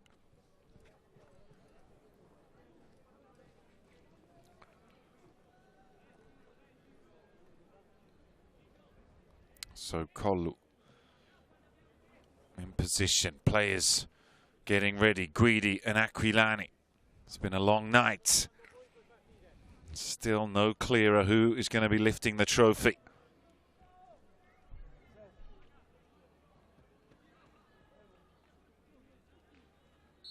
So we're going again. It is Roma who kick us off. Pizzilli. One of the two calling for calm. I think it was Guidi there. Now they're moving the ball. On the turn, Pagano opens up the angle.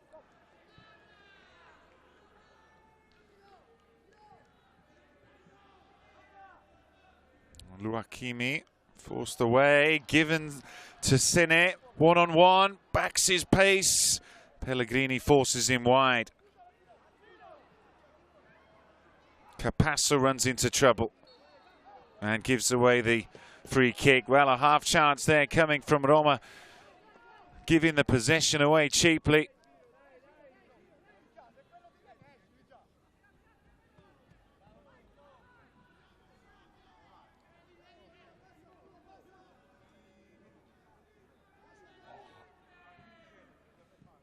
Faticanti.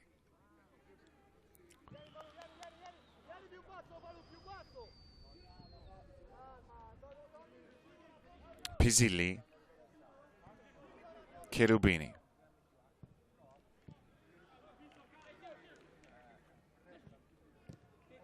To change, releases Pizzilli. Ran into a challenge of Vigiani. With 10 men, the Fiorentina prefer to not take any risks and play for penalties. Have to get the ball back to make any sort of decision. Let run through, and now they do have it. And there goes the runners through the middle. It's found Sene. Tried the most complicated action. Berti moves it on to Di Stefano, who has the ability to dribble, but perhaps not the energy, as Keramitsis clears it away. Just not the best decision making in that half chance that developed.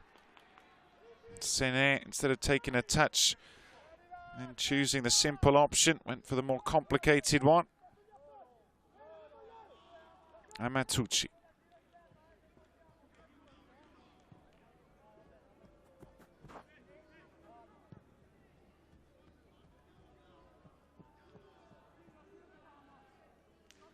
Berti.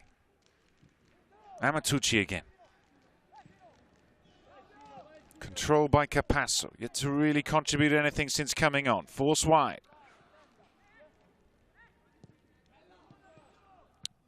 Acrobatic, look at that from Cherubini.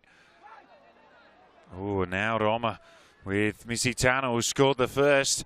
Goes on the outside. That was accidental. And the referee goes to the yellow card for Krastev. Certainly caught him, certainly fair to get a booking, but he didn't do it on purpose. It was more Misitano's slippery movement that caught the Bulgarian defender. As he turned there, his trailing leg.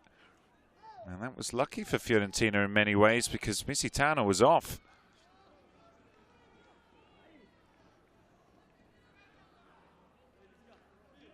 Now another free kick position. Trying to keep himself focused there, Krastev.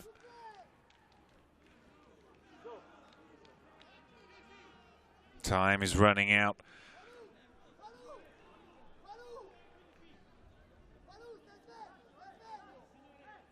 Palusene getting the information there, stays switched on. Outside of the boot, decent touch, and the shot from Pizzilli. Nice move from Roma. Little unfortunate there, the Italian under-19. Just couldn't keep the shot down as the ball was rising up on him.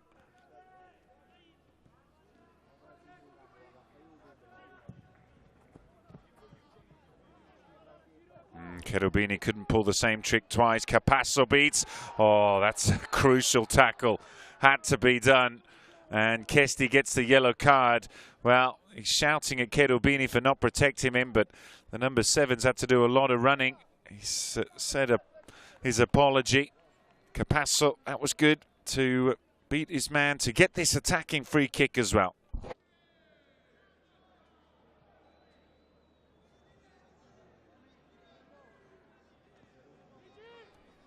And Amatucci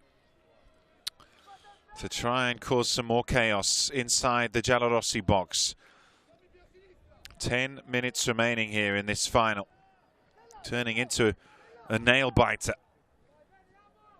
4 to aim at. Sene at the near post. Coyote in the centre. Krastev's up there as well, as is Lucchesi. Back post is Di Stefano. Cross in, good shape to it. The keeper started to come, then went back. Capasso, this is Di Stefano, whose cross is aiming. Well, there was no real threat to that. Sene hadn't made a decisive movement. And Di Stefano's cross had too much air. Faticante. Roma have got not too many options ahead, so back into defence. Pagano. Cassano.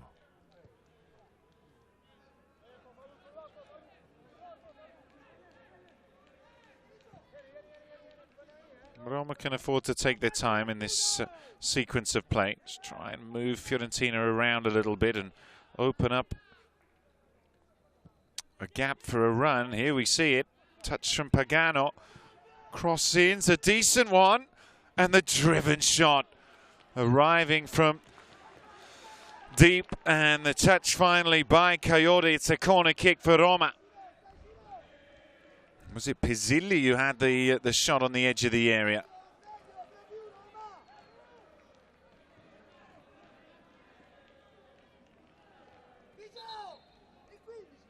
And these are going to be the vital moments.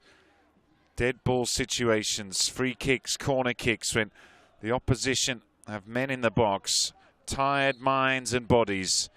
Pagano runs off. Cassano crosses in. It hasn't been cleared. Capasso, ambitious again from Cherubini, trying to be the Karate Kid for the second time, or even the third time.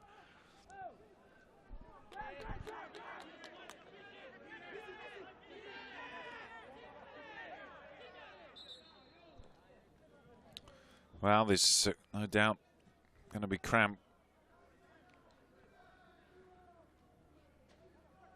And it's Krastev who's the one down. Well, he's been caught on the knee there. Blood coming out.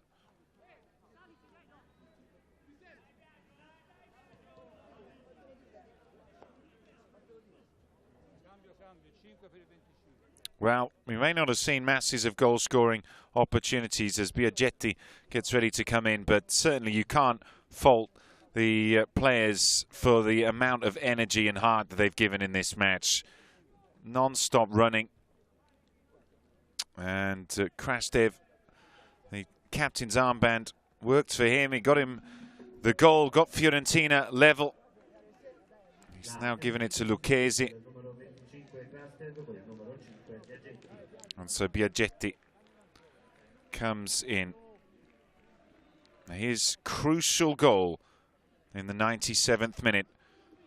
Disappointed not to continue on, but it probably wouldn't be much use for a penalty if he can't really walk. So Biaggetti, 21 appearances this season in all competitions, comes in to replace. And light rain falling here at the Stadio Arecchi.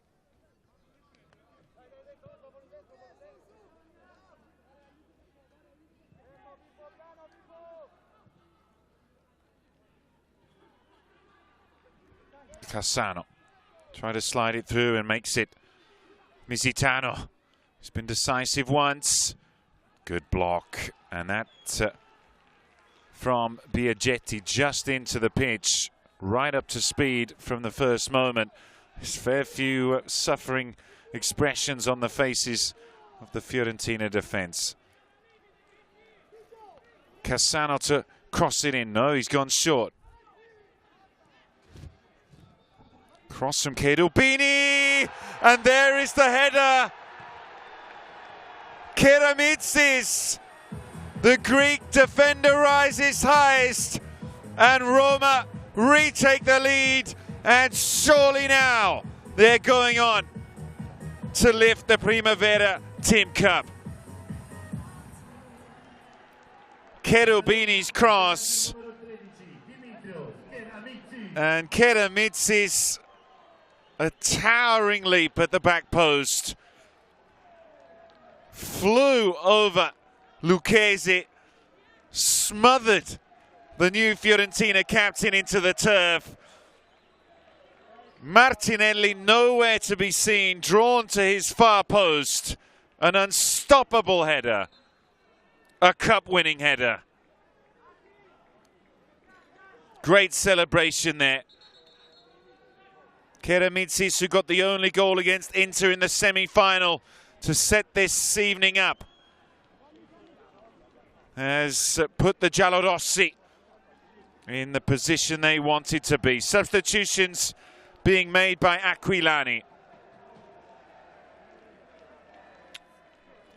Maybe substitutions that have come a little too late. Nardi in for Berti. La Fiorentina sostituisce il numero 14 Tommaso Berti con il numero 28 Niccolò Nardi. And Presta coming in. Is it for Di Stefano?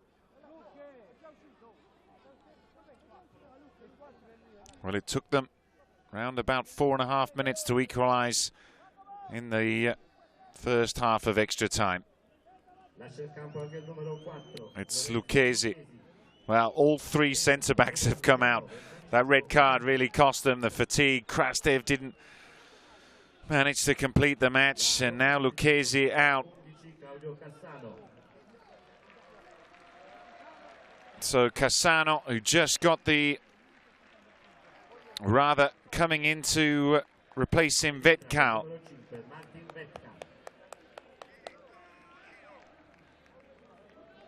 Good performance from Cassano in this second half. So Vetcal comes in.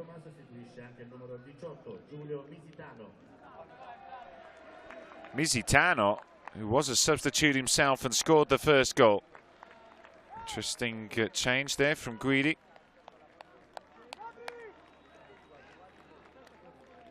Majerzak, interesting there that Majerzak comes in.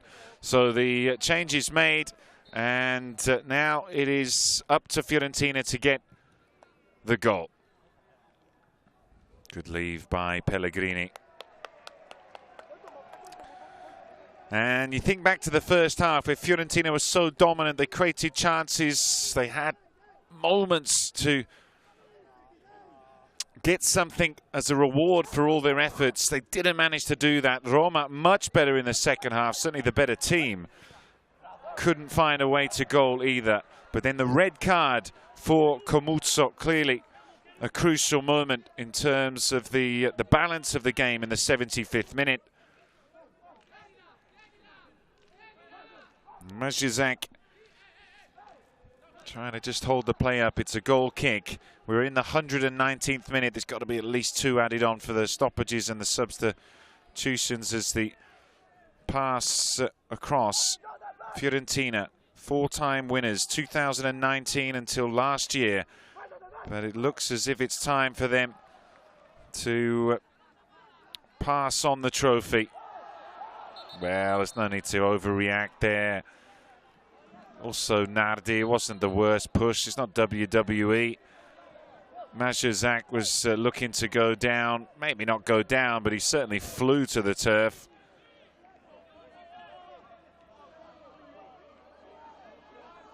Oh, we don't need this.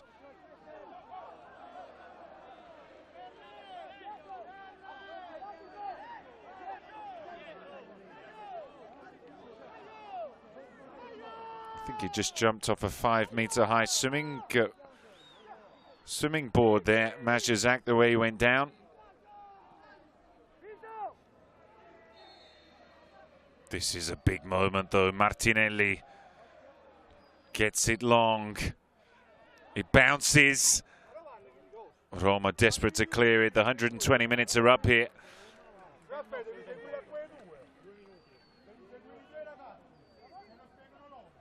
And now they need Kayode. He's gone short, catching them out perhaps. Amatucci wants to do it himself. 2 minutes added on. 2 minutes for Fiorentina to come up with a miraculous equalising goal.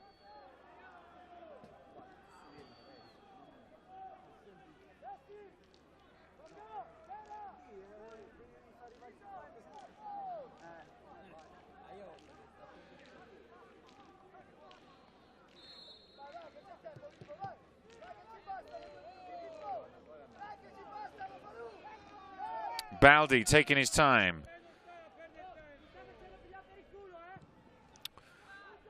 Tensions rising on the sidelines. A few words being exchanged, but Roma want this victory. After missing out on winning the Primavera League last season in the final against Inter in Alberto De Rossi's final match. New coach Federico Guidi leading them to silverware in his first campaign. Will be a real shot in the arm for everyone there at Trigoria. Outside is Capasso. Sliding challenge from Cherubini. Well, what a role he has had in this match. The cross at the end to find the head of Keramitzis.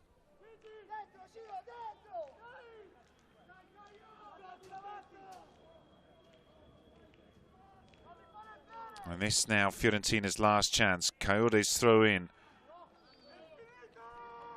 One more attempt. Can Roma repel the advance of Fiorentina to claim the title?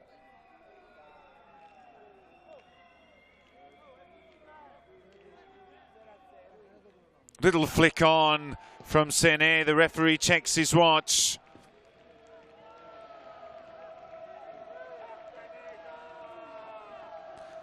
The anticipation grows here at the Stadio Orecchi after 122 minutes.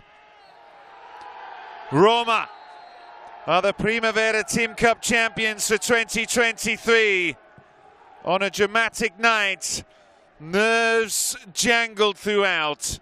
We needed extra time, but the 10 men of Fiorentina were unable to withstand the Roma attack, and it eventually sees an end to Aquilani's reign as the king of the Primavera TIM CUP. Fiorentina disappointment, Roma jubilant and joy. And Keramitzis the one receiving the hugs and support from his teammates after he got the winning goal.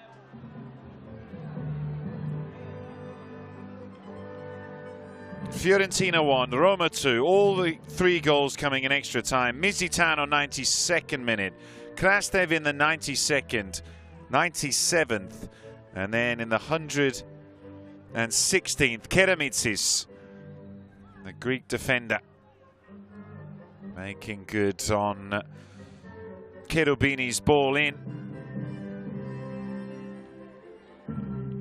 And so for the 6th time in their history, they are the Primavera Cup champions.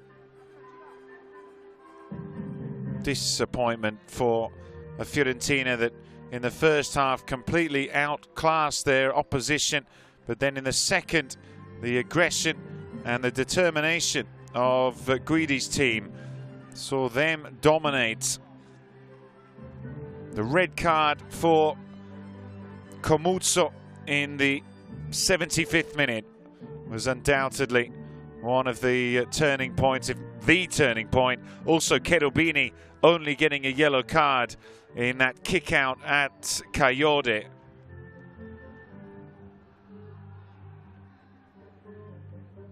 And so the ceremony platform being put together hastily. Just gone 11 o'clock here, but they'll be up all night, no doubt, celebrating this. And the Greek flag flies here in Salerno.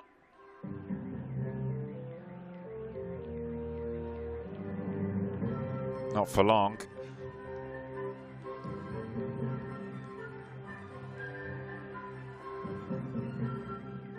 Well, who knows where Guidi can take them as the players are sent around the pitch. Still got to follow orders from their elders. Faticanti getting a lot of hugs and support as Roma go and celebrate with those who've travelled down. And Roma are the ones to lift the cup here tonight. Fiorentina will still have hopes of fighting for the Primavera title, the league title. Roma could well have ideas for that themselves. Lecce out in front in terms of the league standings, but there's a playoff at the end of the season. And there is Faticanti on the banner. The captain has led them to a trophy.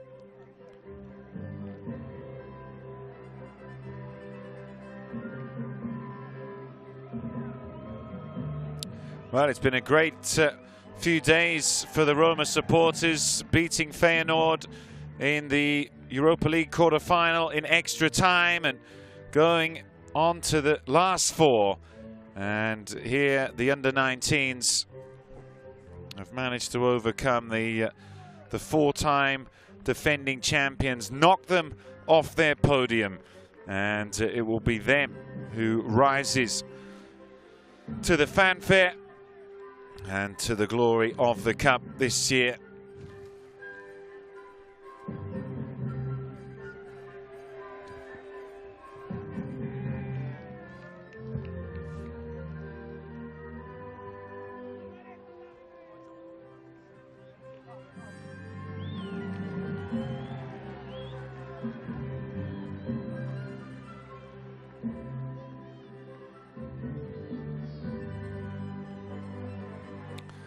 Well, who knows where these players' careers are going to go in the coming couple of seasons. Those old enough to break through to the professional ranks. Sometimes they disappear off the radar. Other times they turn into some of the top players in Italian football.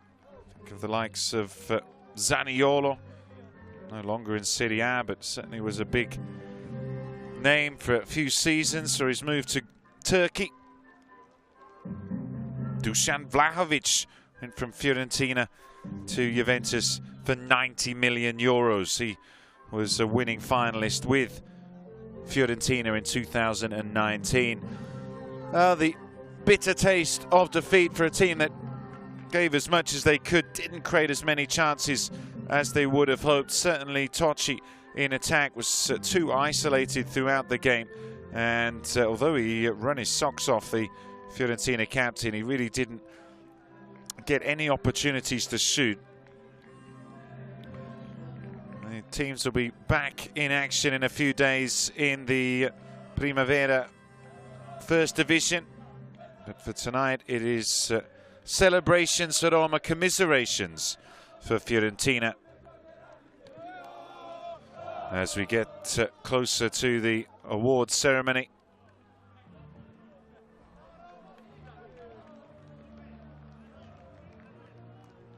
Fiorentina missing out on the chance to go to 8 titles, level with Torino. This 6th for Roma, however, has them shoulder to shoulder with Inter, who last won theirs in 2016. And the 3rd time Roma have won it since 2012, or including 2012.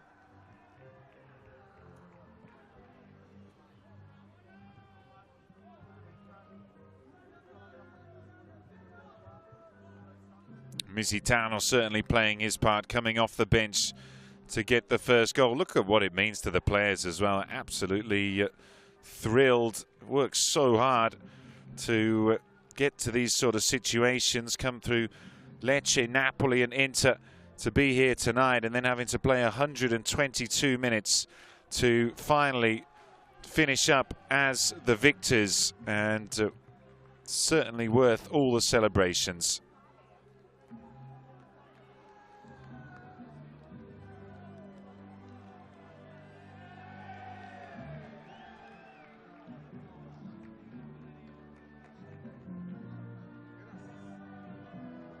The Giallorossi colours flying here in Salerno.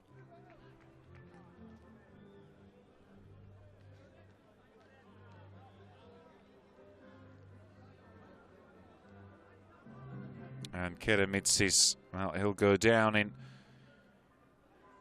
Primavera TIM CUP history as one of the match winners.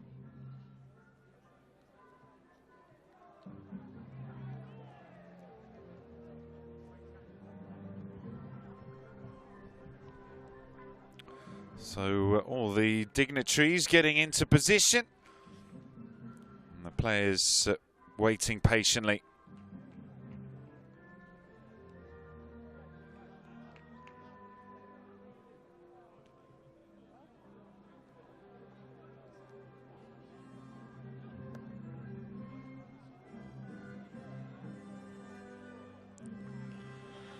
Well, the music bombastic and certainly fitting for the moment, which seems to be coming into view as the respective squads have separated themselves, and it'll be a guard of honor for Fiorentina who'll walk through there. So you see the tunnel that the Roma players are making.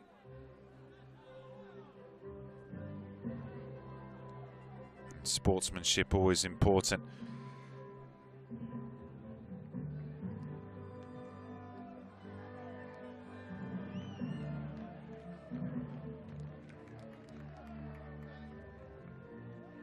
Four-time champions gave it everything they could, and really a scintillating first half performance, and they'll be thinking back to that is that they were unable to convert, create enough clear chances. Really just that one for Kayode in the 10th minute that they didn't manage to put in. So the ceremony beginning now.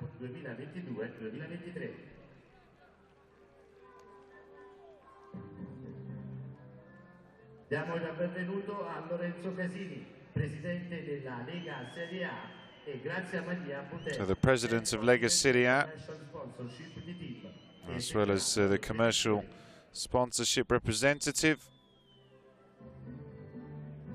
Great cup as well there. Fiorentina, the Super Cup champions back in January, beating Inter, but wasn't their night tonight. As everybody tries to get themselves in order. Un ringraziamento agli ufficiali di gara della Primavera Team Cup 2022-2023, il signor Giuseppe Collu, e ai suoi collaboratori, il signor Luca Cherchi, il signor Giuseppe Trischitta e il signor Federico Pragliola. So the four officials there, led by the referee Collu and Trischitta, Pragliolo and Cherchi.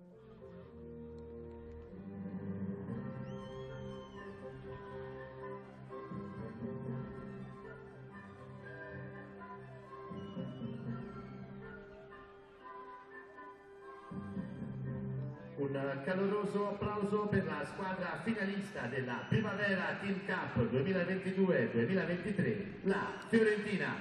Fiorentina, 5 finals in a row. 4 times they managed to lift the trophy, but tonight it wasn't their night as their captain Tocci leads them up to receive their second place medals. Of course, disappointing for them.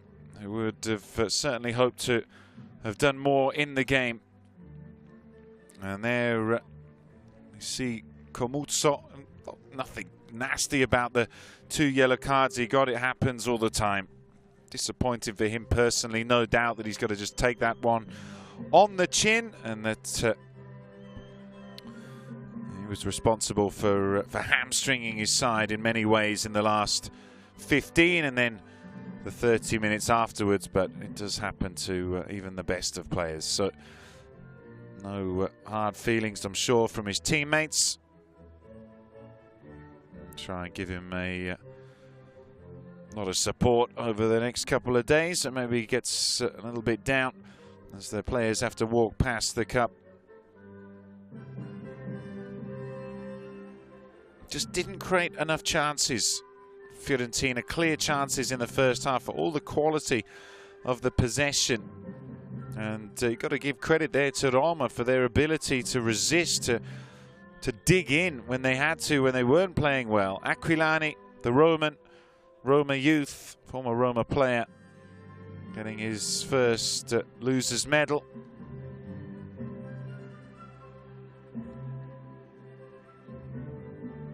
Dare say when you've won 3 in a row, it's a little easier to take. But certainly from the club's perspective, they would have hoped for something more.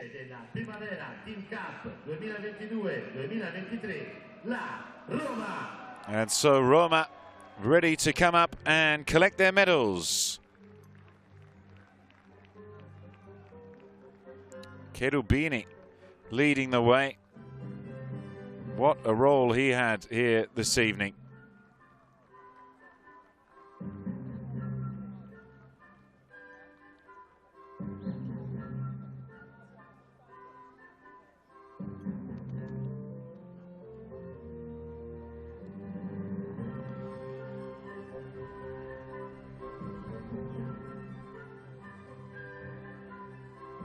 And who knows? They've had some pretty poor form in the league. Maybe this will give them a big boost, mental boost. Maybe shattered bodies the next 36 hours, no doubt, as they try to get ready for that away match against Juventus. But to have lifted the trophy here, go into history for their club, for this competition, magnificent achievement as we wait for Faticanti, the Roma captain, to get up into position to lift the Primavera TIM CUP.